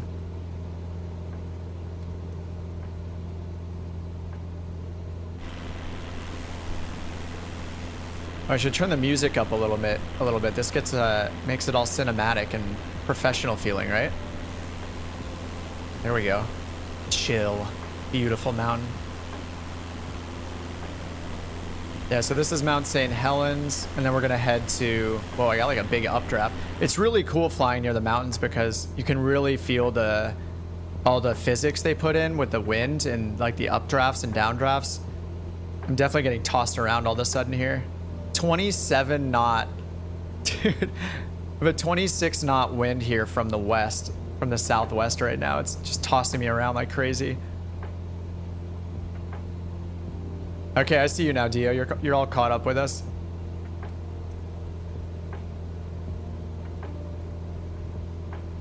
All right, now we're gonna head to the northwest. We have a couple more waypoints here following along the terrain here. I think it's gonna take us to some more valleys and stuff on our way to the airport.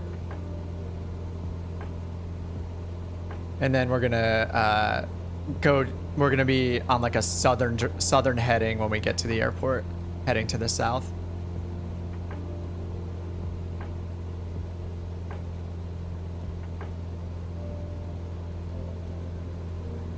I always fly way too high. It's just like a common problem I have is just I'm too high all the time. Like too high when I'm coming in on final. I'm too high when I'm just trying to stick around like this terrain, and again I'm just climbing. Just have to keep trimming down. You guys are at more of a entertaining altitude, I'm sure. A more scenic altitude down there, closer to the ground.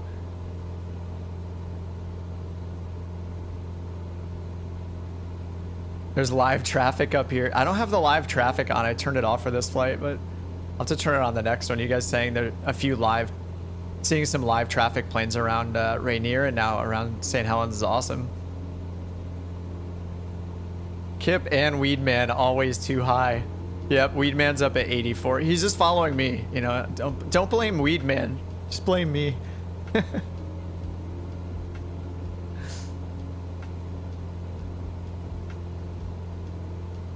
All right, so after this, I'm headed to waypoint 25 on that flight plan. And after 25, we'll be on a heading of 280 for about 11 miles. If you guys can see Bad Bower and Endgame, we're going to be heading over more in that direction.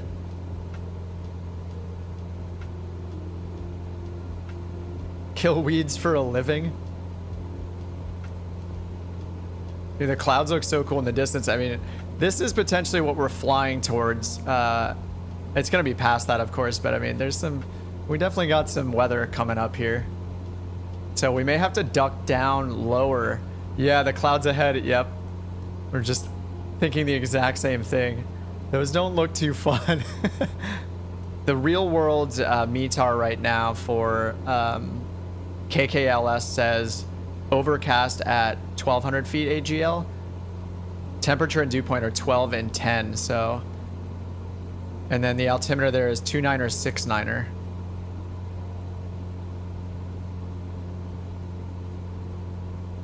Kip likes to fly level 420.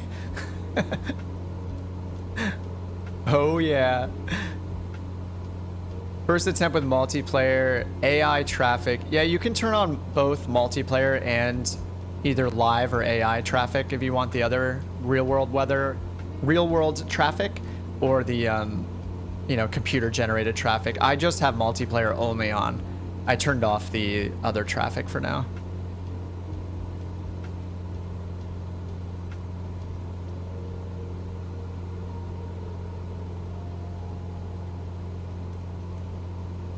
You guys can see right now on the stream, like there are just some issues with multiplayer. You can see everyone in front of me just disappeared. I still have a lot of you guys behind me. I'm actually going to slow down just a little bit here. I'll pull my throttle back. I'm just like redlining it so we can all group back up. I'll go down to 2400 RPM and just slow up a little bit.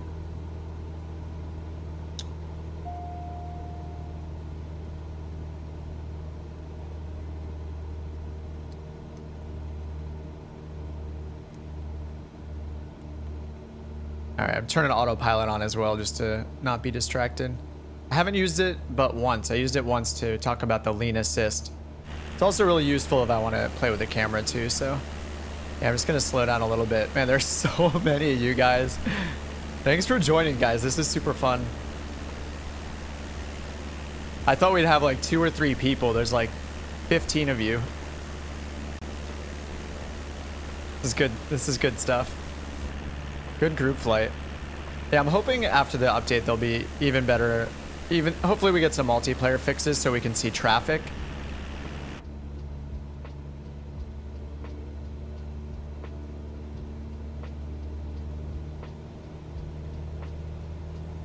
All right, I gotta speed up here because my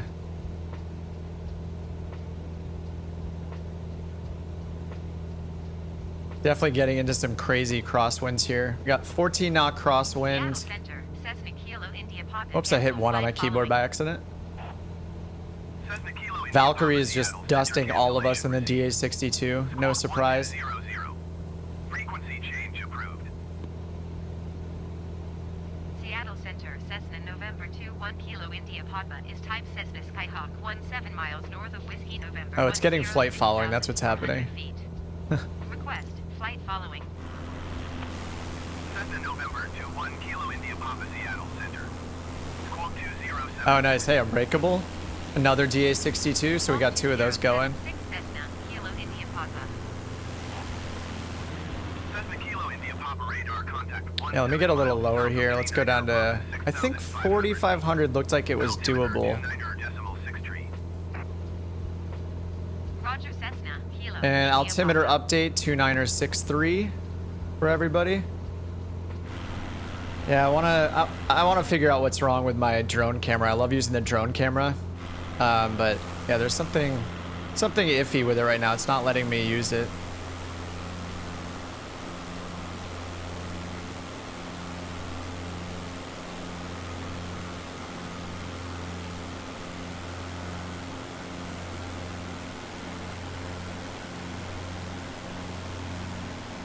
There's so many of you, it's crazy. This is fun. This is why you guys wanted to do group flights. Oh, it's fun. Now I get it. Now I understand.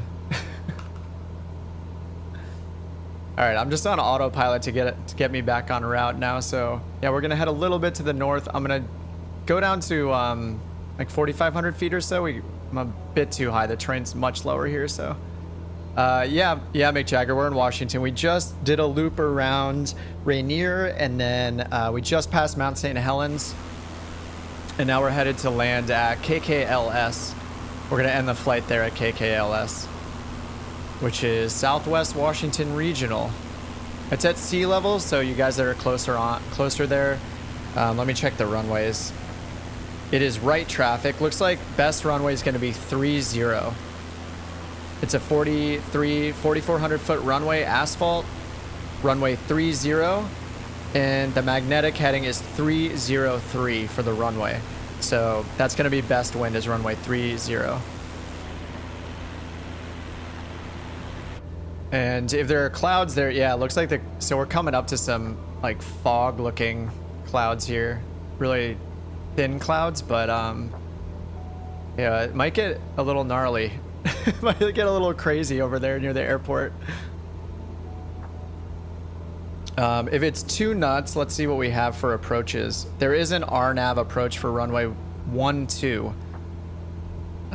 It's an LPV approach. So if we need it as a fallback, if the clouds are too crazy to land visually, even though we're technically supposed to be flying VFR, we could always use RNAV for runway 12 as a backup, just in case. Yeah, just in case it's impossible for us to land. Oh, there's rain ahead? Awesome.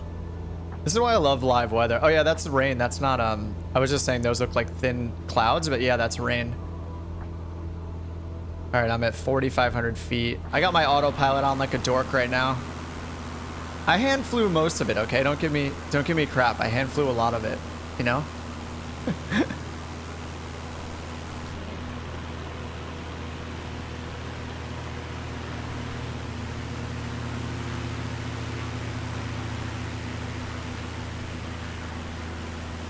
It's funny, I still see the screens are like hot pink inside Unbreakable's DA62. All the screens are hot, like magenta colored.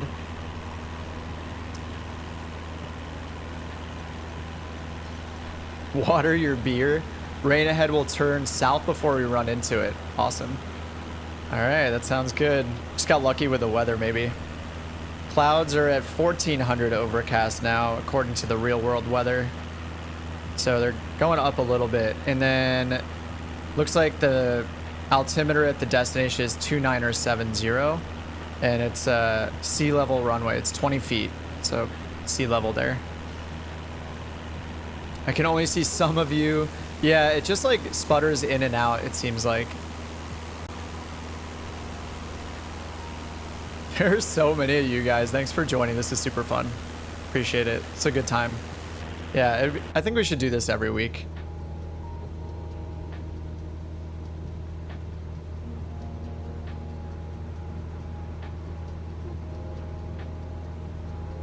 It's actually good when if I use autopilot just because it's easier to stay all together. I'm like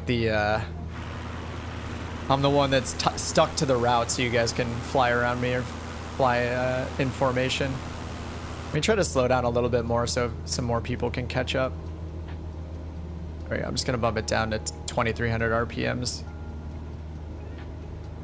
Yeah, there is a bunch of rain coming up here. So we're gonna hit the next waypoint here in 5 miles, and then we're gonna make a little turn slightly south. This just has us going, you know, this flight plan is based off that World Tour website, so it has us coming in from the north.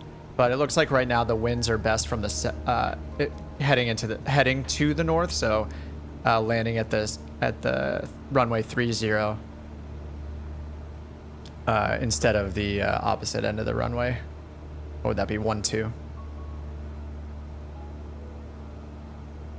In-game ATIS shows different than real world. Okay, yeah, I should check that. Let me tune in. Let's see if we're not too far. Maybe we can tune into the ATIS. Okay, yeah, there we go. KKLS. All right. Let's see if we have it. 135075.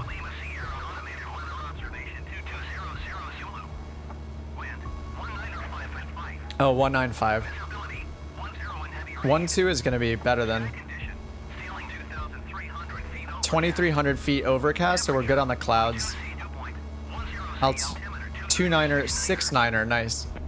Okay, so it looks like 12 is going to be better then. So we'll be set up decently for that. All right, so runway 12. Wind is, oh, it says 197 now. Did it just change? I mean, either way, it looks like we're going to get a crosswind, so yeah, we could do 12. We're all going to be heading that direction. Everyone fly back to get a Sasquatch burger at the foot of Mount Rainier.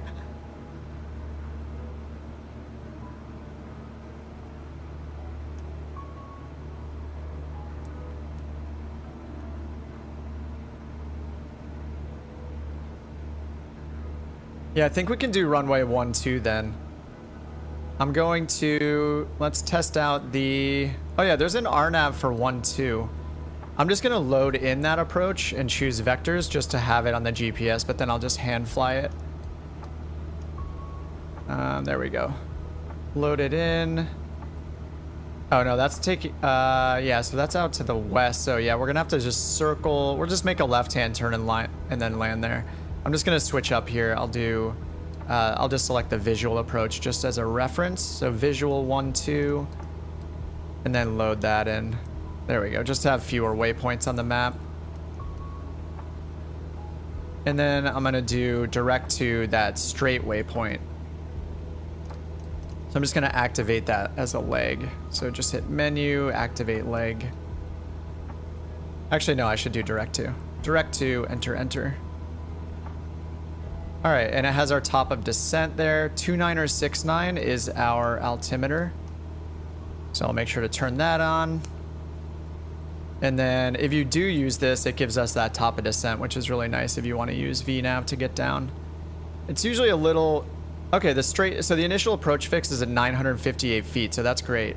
Airport elevation is 20 feet, so this is perfect. It'll get us down to traffic pattern altitude right when we get to that straight one. So I could turn on VNav here if I want to be lame and use autopilot. And then I can level us off.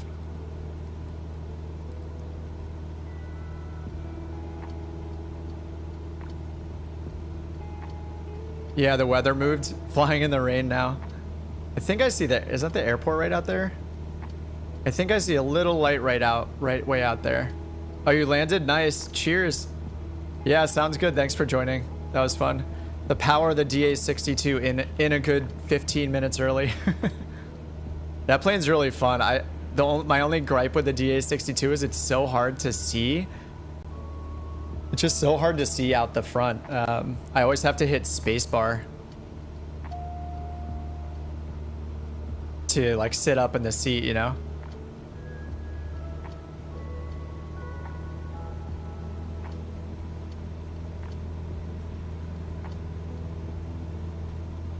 Oh yeah, we got some clouds here.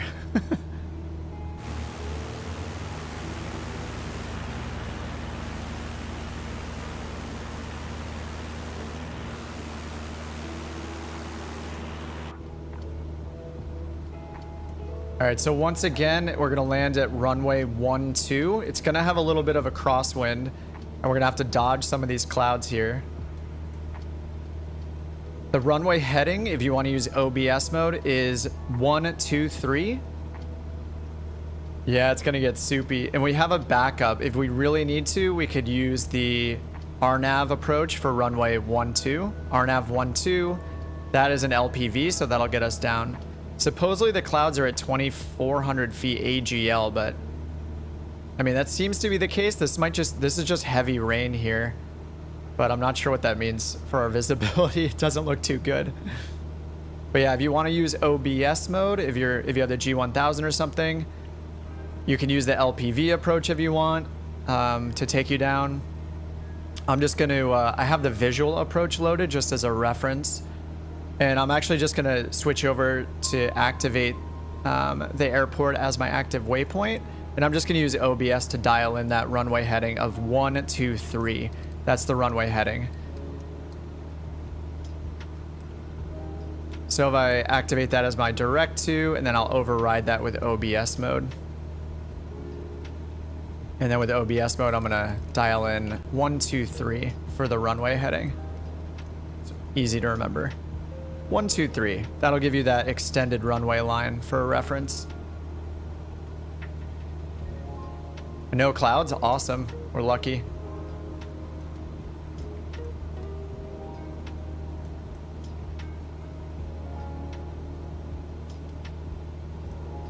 Yeah, I'm a little bit further to the north. Looks like I'm going to go through some rain here. It's like most of us are going to go through this rain.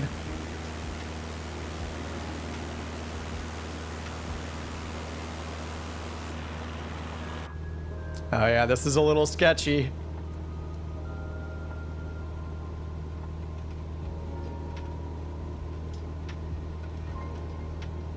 The visibility is still pretty good even through the rain. I mean, I can see the ground clearly.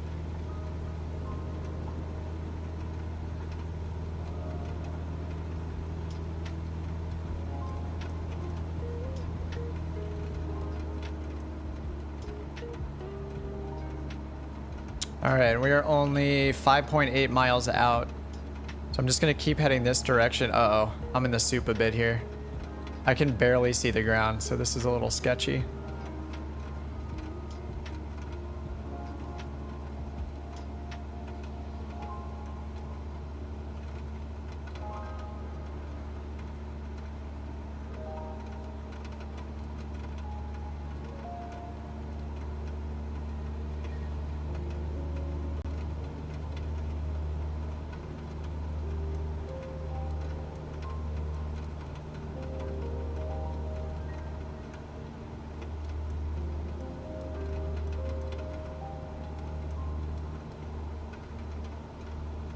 No rain to the north.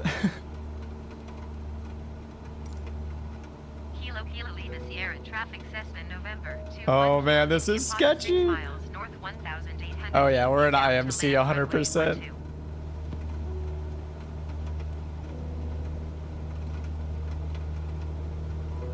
Came in from the south with no weather.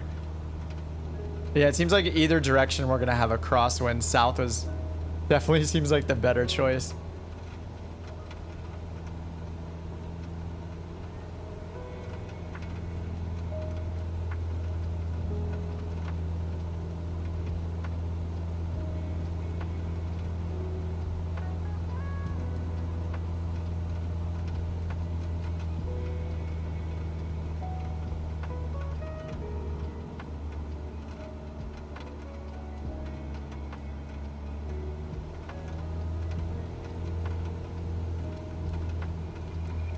Oh, crosswind was nothing? Nice.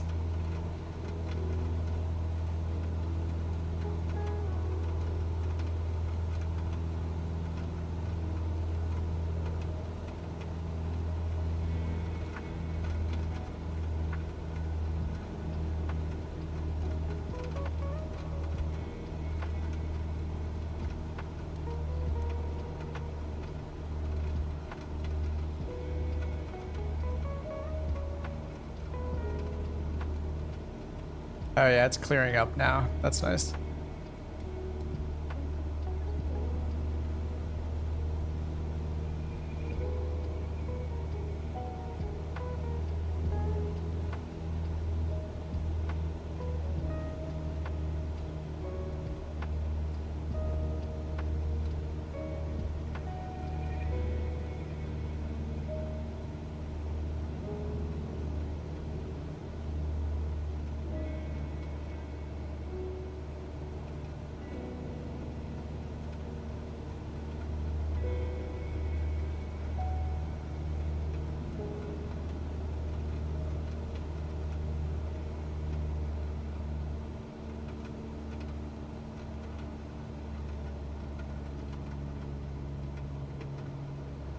See just enough not to run into the hills. Yeah, that was entertaining.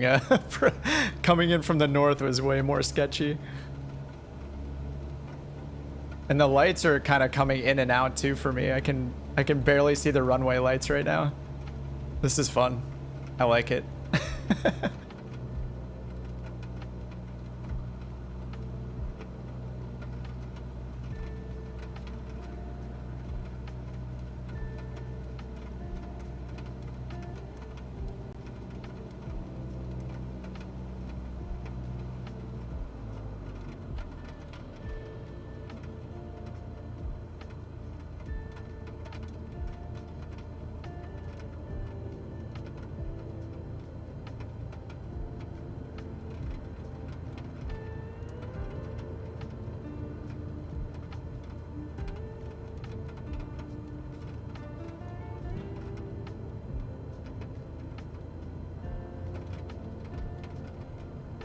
Yeah, I got a little tailwind, it looks like. Maybe the other side was the better runway.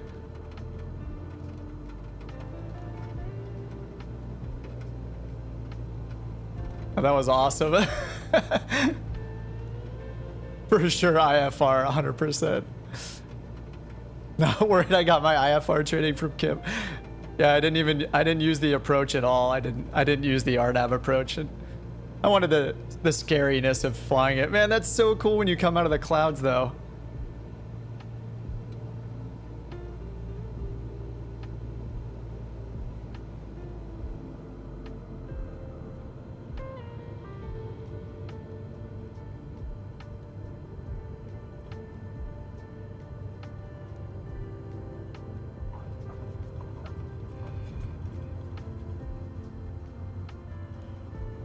That was really cool. I mean, I'm glad. I like coming in from the clouds. That was really fun.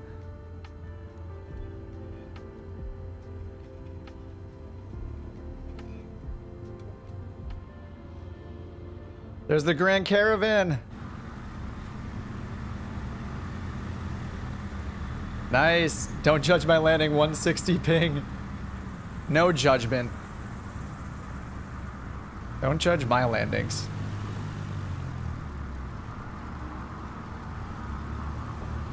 It's so cool just seeing everyone come in.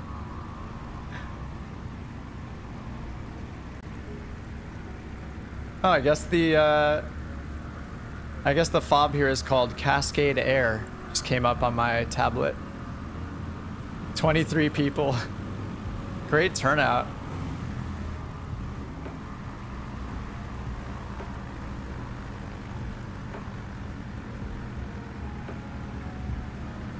Dude, this is such a cool spot. Like, we're like right in the hole of the weather right now.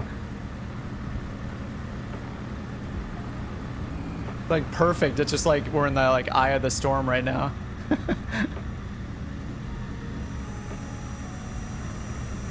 Here comes Phoenix. Oh, is that the J-170? Is that the Jeraboo or whatever 172? I think I have that plane.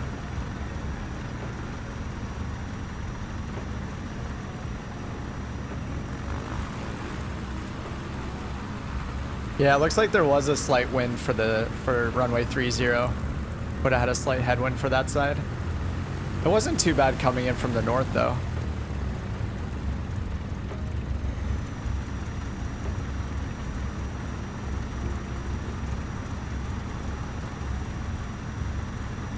What's the best plane to start with?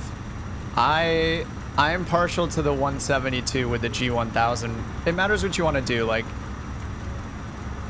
you can't go wrong with the 172. And the diamonds are also great too. If you want something a little more different and modern, the Diamond DA40 is really good. It's just a little bit different just because of the wingspan. You land at a little faster of a speed in that one compared to the 172. The 172 is just so versatile.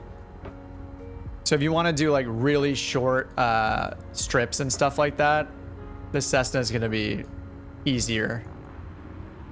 But yeah, the Diamond is really cool. I love the Diamond.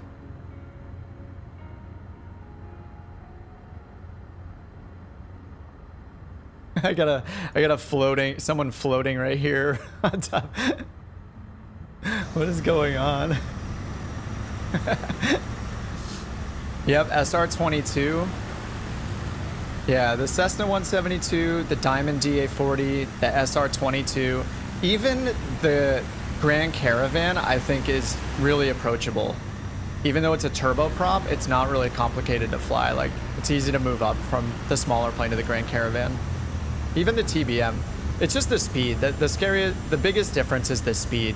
And because the 172 is slower, it's just slower speed means you have more time to do everything. It's just more forgiving, you know? You have more time to do all the procedures, and you know, you're not coming in 10 or 15 or 20 knots faster like you would be in the Cirrus or the Diamond. I think the Diamond you come in at around, what do you land at? Actually, the DA62 is like 85 to 80, 85 knots, but the 40 I think is like 70, 65 or 70 knots. Whereas the 152 you're landing at like, you know, 55, 65.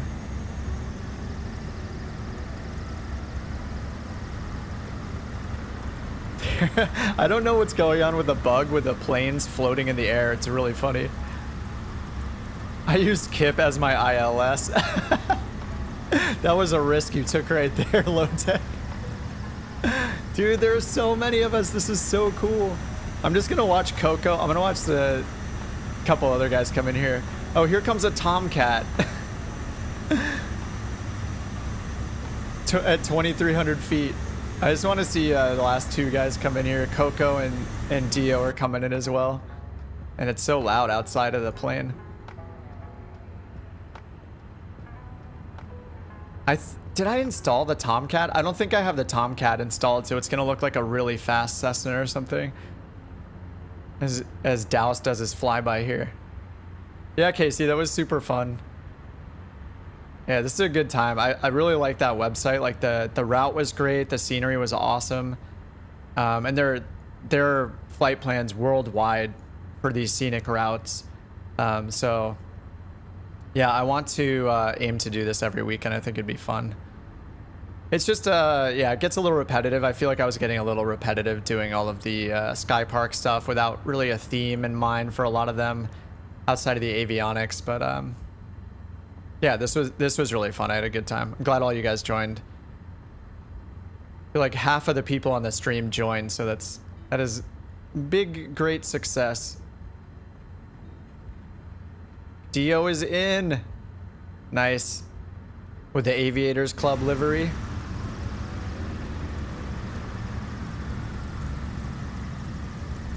Beautiful. That was so much fun. I'm really stoked. Thank you guys so much for joining. Yeah, I'm gonna check out more of the flights on that site. So for you guys that didn't know, I use this World Tour site right here. I'll link to the flight plan for this one. This is the one we just did. But if you just go to the homepage of that site, there are tons of flight plans for the whole world for sightseeing, and they have like descriptions of what you're flying by and everything. So yeah, I would say this site was a great success. This helped a lot in doing this. So shout out to the team that made this site, and this guy ZKDOS that uploaded this flight plan. Yeah, this was a good one. So yeah, next week I'll pick another one for next week, and then we can do somewhere else in the world. I'm gonna try to stream every Thursday and Sunday. So Thursday, I think we'll probably use the NXI and go over some of that, because we're expecting an update with Sim Update 6 that's on Tuesday. So I'll probably do some more NXI stuff on Thursday.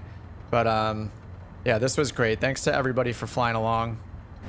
Great success. We have like 20 plus people.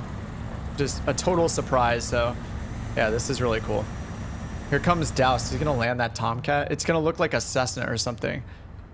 Coming in hot. All right, guys. Thanks so much for joining. I'm gonna end this stream. If you want to join the Discord and chat here and there, there's we're growing pretty well. There's like 170 people in there. Somehow, I have no idea how, but that link is in the video description if you want to chat after the stream. Otherwise, I'll see you in the next videos and on the next streams. And yeah, Tuesday we'll have the sim update 6. So good luck to everybody updating the sim. Hope it goes smoothly.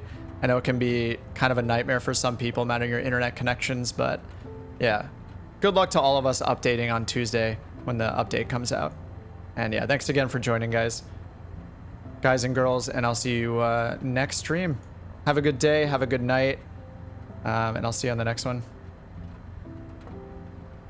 Wow, this sounds like really sad music to close the stream out. Tear running down my face. It was beautiful. Okay, see y'all.